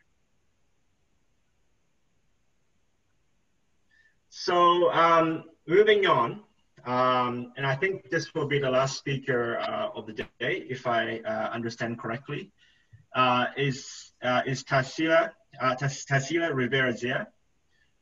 She is one of the most recognized indigenous activists in Peru and the world. For more than 30 years, she has been defending indigenous rights through her organization, Chirapac, and her involvement in other networks and institutions focusing on Indigenous women, children, and youth. She served as a member of United Nations Permanent Forum on Indigenous Issues for the 2017 and 2019 period. And currently she is the Continental Coordinator of the Continental Network of Indigenous Women of the Americas. There, she is also a founding member, sorry. Ms. Rivera-Zea is also founder of the International Indigenous Women's Forum. These two networks foster leadership and political participations of millions of Indigenous women around the globe. Tarsila, thanks for joining us, and I'll pass it over to Ghazali for questions. Thank you so much, Tomo, for doing the intro, and Tarsila for joining us in this webinar series. Really appreciate it. Work with you on many different levels, particularly at the World Conference, in the World Conference process. So let's jump right into it. Tarsila, like in the conversation before, I've something that came up. One of my observations, for example, with Binota, and by the way, you can speak in Spanish. That's very fine. That people are not doing things anymore that's good for Indigenous rights, but doing what's right for the next round of funding. Like Binota said, like project activities and everything else. What's your perspective on it? Do you agree or disagree? Where do you sit on that? And welcome.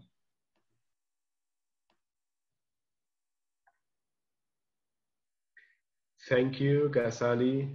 Thank you, Tomo. Thank you, also the interpreters. I will speak.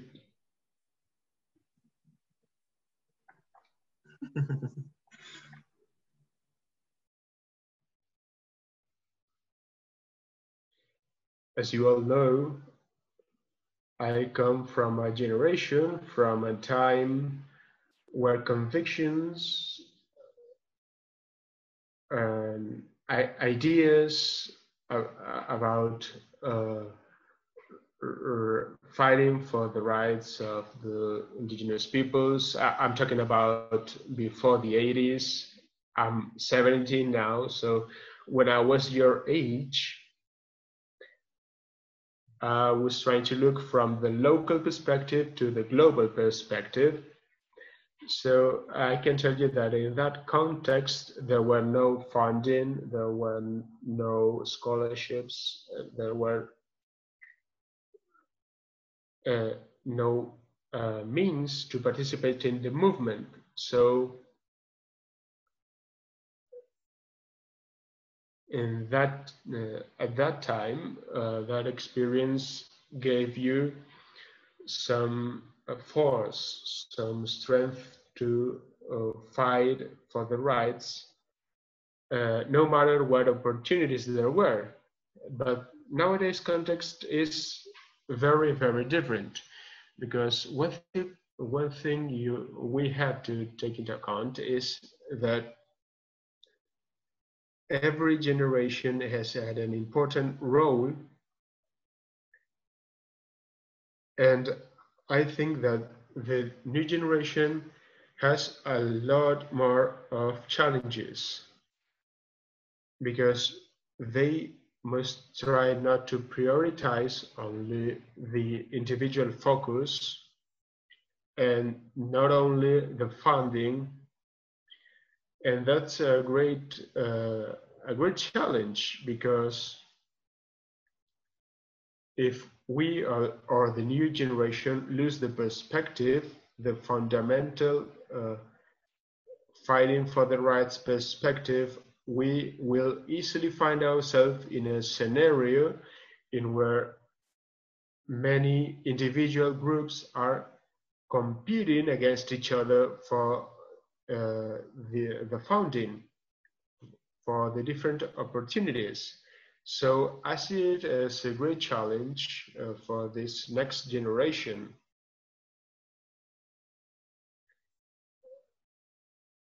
There are many opportunities opportunities.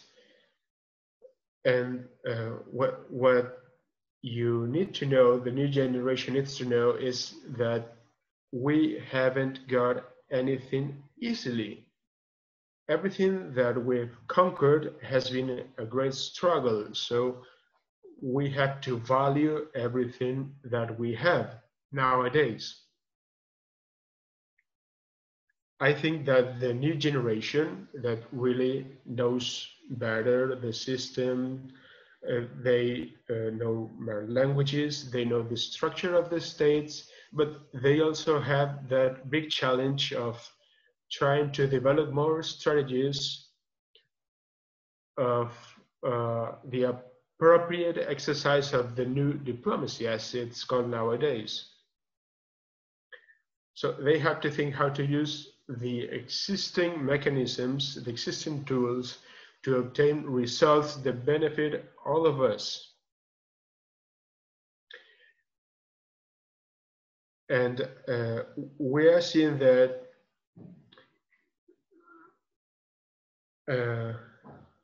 as a political global movement, we are not strong enough. We are not well articulate. Answer your preoccupation. I don't know where the common agenda is. The agenda that should articulate us between generations, between regional, local, and national levels. For me, as a person that has seen that kind of process, I think we've achieved a lot globally, but our current challenge is to make those advances, make those goals become a part of the states, so we can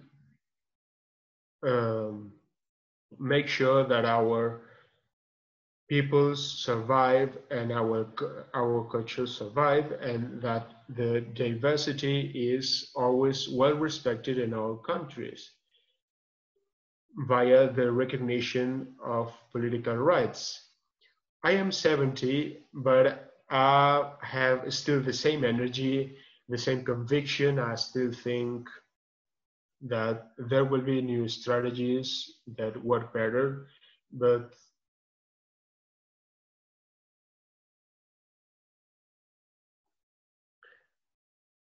just to end this part, I would like to say that in the 80s, the traditional leaders of this part of the world, they concluded that the indigenous movement, in order to have its self-determination, they had to also visualize their independence, their economic independence. So we don't depend from third parties. So that's a big challenge, how we can manage not to depend from third parties, from invitations to take part in all kind of scenarios. I think that's the challenge for this generation, because we got to Geneva almost monolingual, and that's why I speak Spanglish.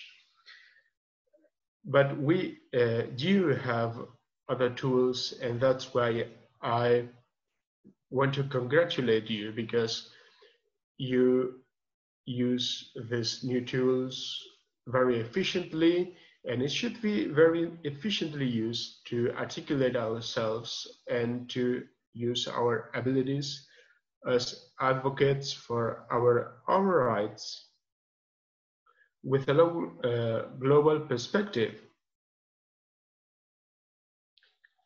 Because in countries when we are the majority of the population, we have to develop a strategy, and in those where we are not the majority, we have to develop a different strategy, and that's all what we have to do. Thank you. Thank you so much, Tarsila, for explaining that. And I think I'm always fascinated with like the people like yourself, Kenneth Deere, people that have been in the movement for a very long time, still being in the movement, still very active. It's almost like you're still in your 20s in terms of your determination and your perseverance. I'm also fascinated by, and this is a little bit of appreciation to you, how you continue to build the capacities of other indigenous peoples. You're very intimate or very involved with the FEMI training program. For example, it is well known amongst indigenous women. I work with Tribal Links Project Access. How has, and just zooming out a little bit towards the current pandemic, how has COVID-19 impacted your traditional education method? Has it impacted in a way? How did you adapt, or how are you going to adapt?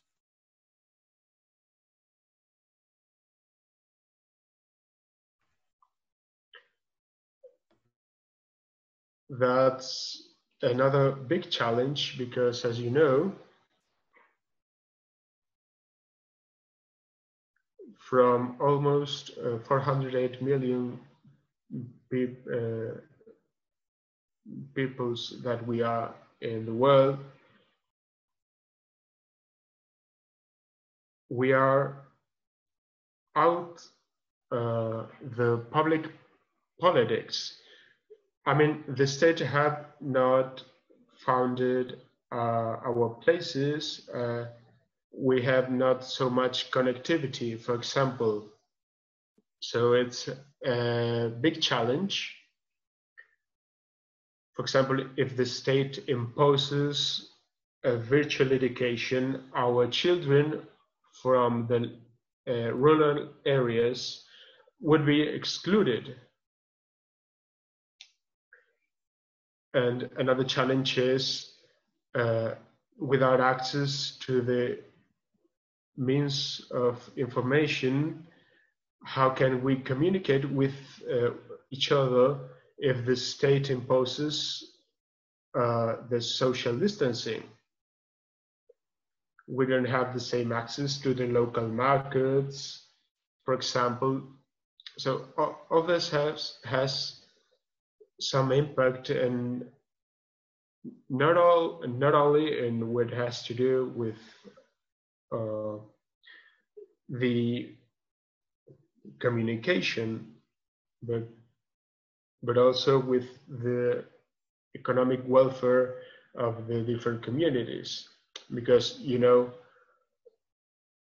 we exchange different products, very diverse products, and there are intermediates that want to buy them now that we can go outside, but at offensive prices, so to say. So we prefer to share or to donate things and wait until this thing goes away. You know that women have been always considered the very important core of family, because they have a lot of importance in what have to do with nutrition, and they have the responsibility to feed their families. And in communities which are colonized or invaded, male members try to go outside, work and get some money. So it's the women who have to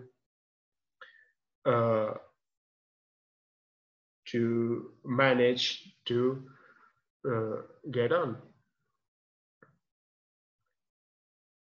I think that if you have leadership, if you have an idea, you have to work to walk together. And that means that nobody's left behind, that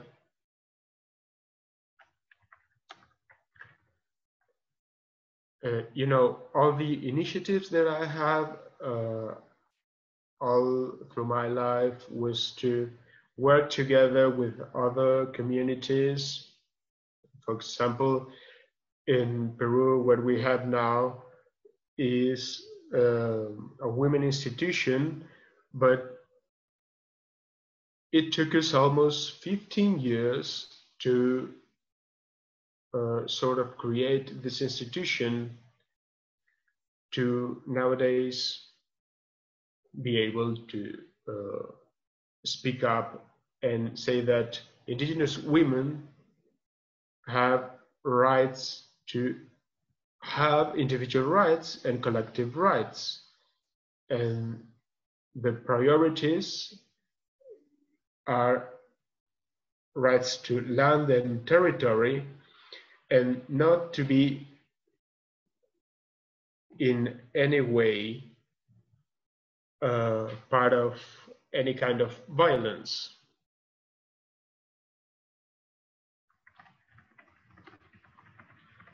That's important because as women, we were always questioned. For example, the feminist movement, they said we only defended collective rights and not gender rights. Or a lot of our brothers told us that we divided the movement. But nowadays we can say that we defend our collective rights as women, but also the rights of all indigenous peoples, but especially children, especially girls. And we have to educate them with that collective approach to look for rights for everyone. Now we are more articulated, we have a strong national community, we are articulated with Canada and the United States and Central and South America, and we have the International Indigenous Women's Forum that is 20 years now, and we must and that we owe to the Canadians, because Mackenzie was there and her challenge was to have the possibility to get the indigenous women to New York, and we went there and we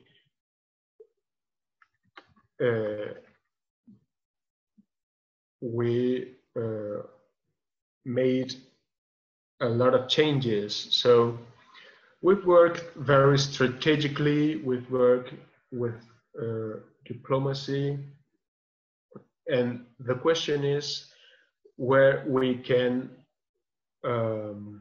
achieve more goals and where we should not retreat, so to say. So how can we build progressive goals that the states can implement in their national politics? So that's the strategy that we indigenous women have.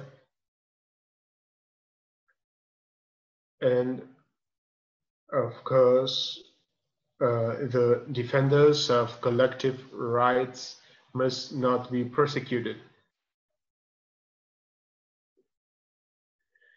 because all over the world, the defenders of the land and natural resources are almost criminalized.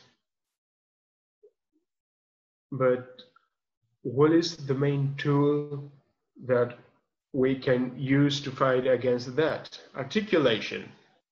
Articulation is a basic tool to get more rights and to achieve more goals. We've already done it in the OEA,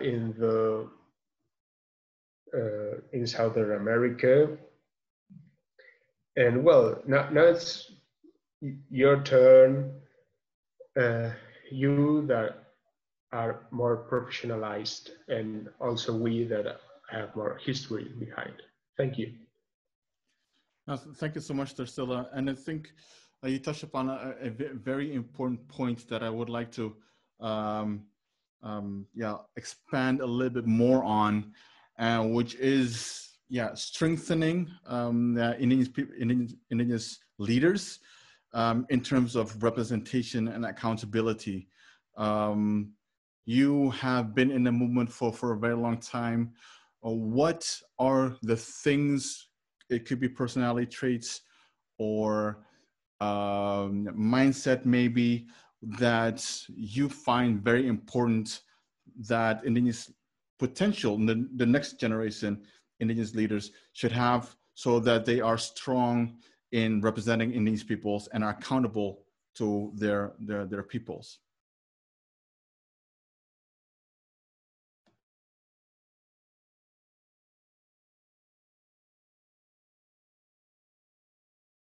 Well, we see, and that's why I'm speaking about challenges, because for the new generations that has grown up in a different context, where sad enough, consumism is also a big temptation.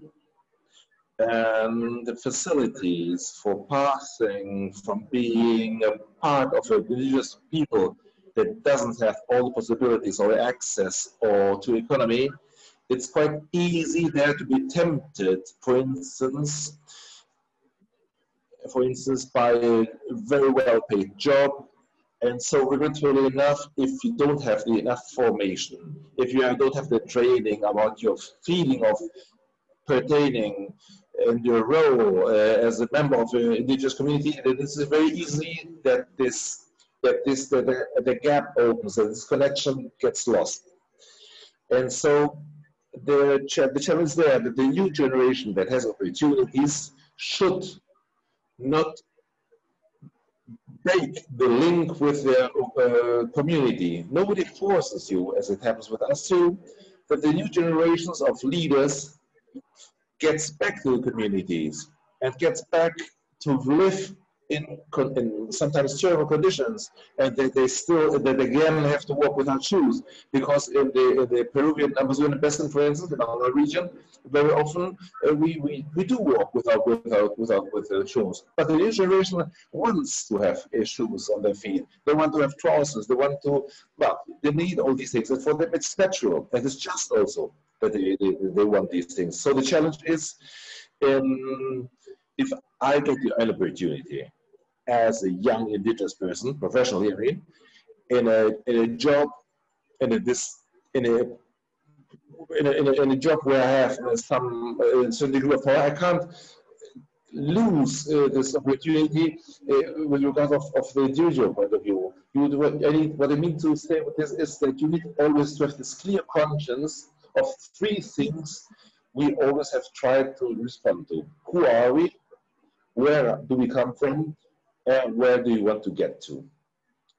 So if we are from an indigenous people, belong to this people, we mustn't lose the connection with our community, with our big family in the wider sense, and with our community. So ideally, there would be this intergenerational link where you respond to a need, to a challenge for which suddenly the leader community doesn't have any more the tools. And so this connection is vital. It is something that, for instance, I will formulate it like this. How do we achieve that in a scenario, in a wonderful scenario we have, in an important scenario for a community of any country in Asia, for instance,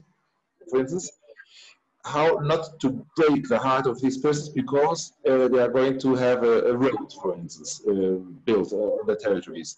How can you do your work in international level without articulating ourselves in our countries? That is the conflict, and that is something that is very important. You have to be able to strengthen our capacities from a professional point of view and our leadership, and these things have to go hand in hand with a clear political vision, and at the same time in connection with our originary peoples, because it's them who gave us the life, and it's them who have to walk along during our lives.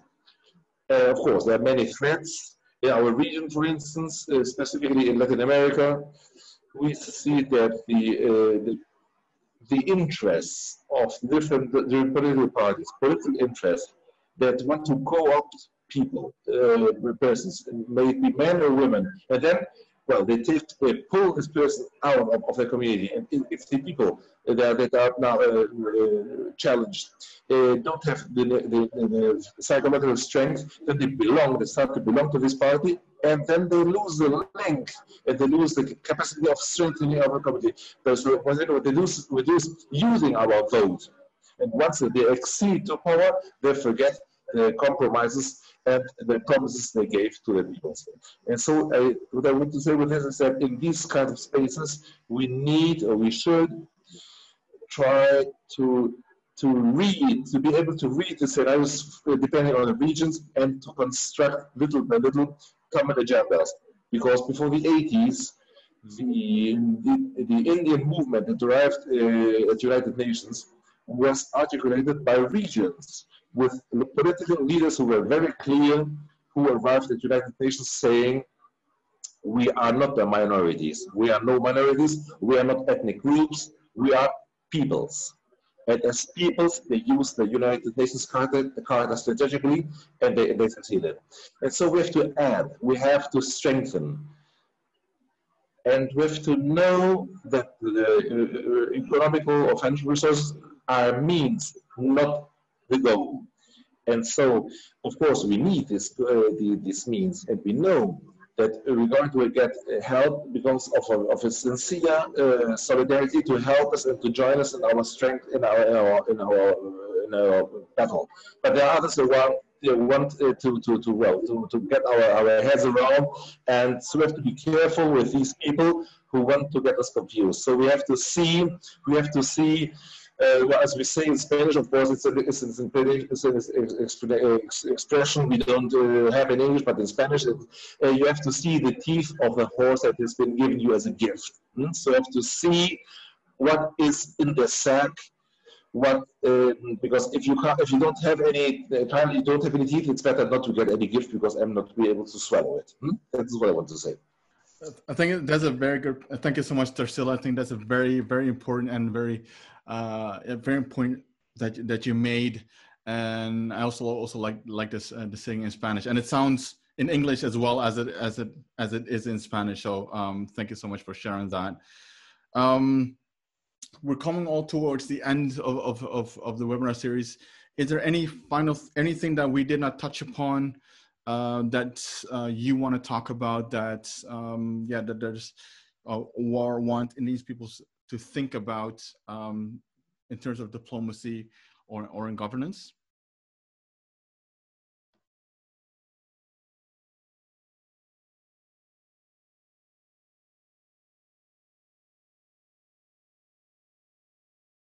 Yeah, well, yes, with the subject of the governance there, specifically because you are a new generation. You have your own convictions, your own ideas, and your own strength.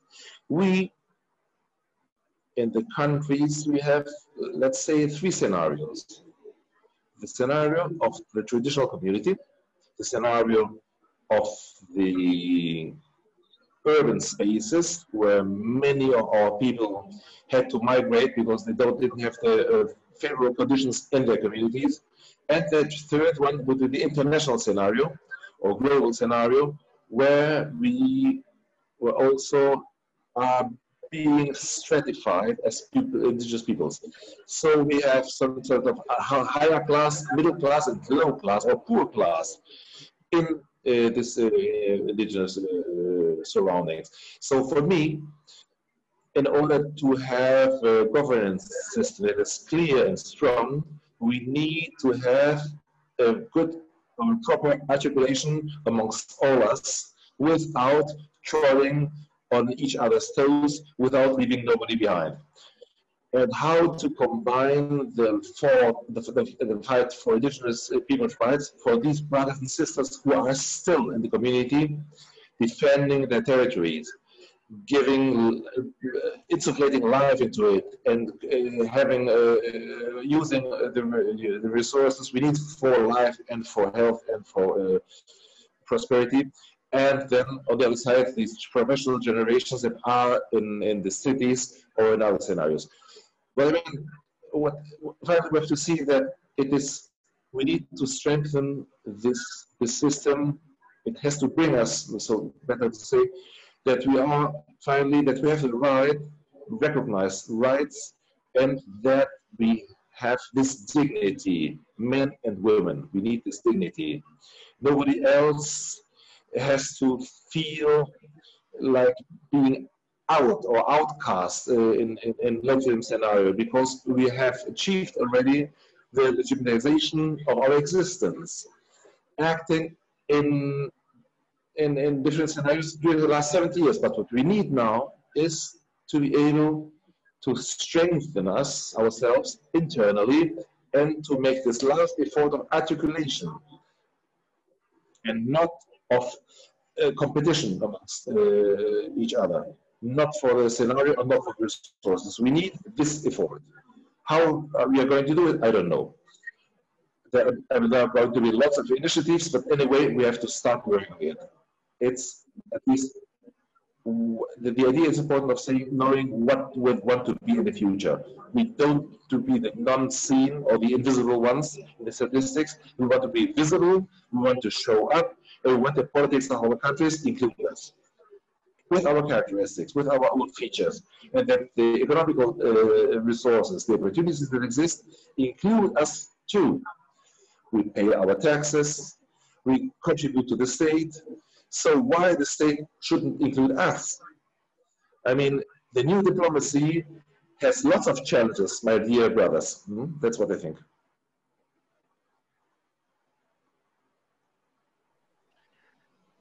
Okay, Tassira, thank you very much for your time and your comments in the last 15 to 20 minutes. We really appreciate your presence, and hopefully you can join us later in the series, perhaps, if Ghazali has ideas to bring about deeper discussions on issues like capacity building, representation, diplomacy, and many more. So today we're supposed to have two more guests, Mirnaf and Hindu, but unfortunately they were not able to join us. So this will conclude the 5th episode of the webinar series. And just before we finish, I would like to say thanks to all the panelists in attendance on my behalf for attending and tuning in. I guess this next discussion is the episode 6, 7, and 8 now. And these will be, I heard, very, very, very different from what we have so far. So we're going from one-on-one conversations to more interactive sessions. So Ghazali, do you have anything, any taste on this next episodes? Sure. Well, first of all, we did not receive any questions in the chat, which is unfortunately. Otherwise, we could have gone into more of a Q&A. But we'll definitely we'll do that in the next 3 episodes, episodes 6, 7, and 8. We have received from episode 1 already. We received a lot of feedback and thinking about some of the most impactful moments from all the episodes. We thought it would be valuable to change the format. You have been very patient. If you've been watching this on Zoom, but also in Facebook, and also people have been, the panelists as well for the first 5 episodes, and we want to reward that. So all the guests that you have seen during the first 5 episodes are invited back to answer your questions and give you advice on how to start constitutional reform, for example, how to build an indigenous government, how to claim self-determination and sovereignty, how to be an agile indigenous leader, basically everything that fits within the topics of governance, diplomacy, and enhanced participation. So these roundtables, we don't have like the actual word for it yet, but we'll call it roundtables for now. Will be like Q&A style. Will be dedicated to taking questions from people like yourself and to provide contextual answers. The way that we have figured out like how you can submit your questions is quite easy. You can use Twitter, as easy as using Twitter to tweet your question with the hashtag #HowToIndigenous and tag myself at Gomoluku, or go to facebook.com/GOHORELLA. So that's Gohorella. We'll drop it in the announcement very soon, and you can post your question there. And our team will review everything that comes in and pick a few of your questions in advance to be on either of the 3 shows. So that is, in short, like the roundtable format that we have thought about for episodes 6, 7, and 8. We're taking a break. We're taking a 1-week break because we have been doing this like full throttle for the last 5 episodes. So we'll take one week break, and we'll start episode 6 on August 21st. So that is, in short, what we have in store for all the wonderful people out there in terms of indigenous governance and diplomacy. Yeah. All right. So, so please, just as a reminder, join us once again on August 21st with new guests from all over the world. And I guess, Ghazal, you can sign up now, correct? By going to Linktree. It's a very complicated link, but I think Ghazal can put it on the chat so that people can click already and push attend for everybody who are listening in on Facebook and Zoom and other platform. And once again, we thank the interpreters for their amazing support. The guests and of course the guests for sharing their thoughts and time, and partners in this special series, Thomas Asaf-Jusso from Southern Parliament in Finland, Joseph, Drumbeat Media, and TV Indigena. And please help us keep the conversation going on Twitter, hashtag #HowToIndigenousNow, and you can tag of course Ghazali on your post, and feel free to share any questions, screenshots, feedback, some snippets of quotes that you found it inspiring, fascinating. Yes, so that's it. So thank you for watching, and hope to see you on August 21st. So have a good afternoon and have a good weekend. Bye bye. See you next time.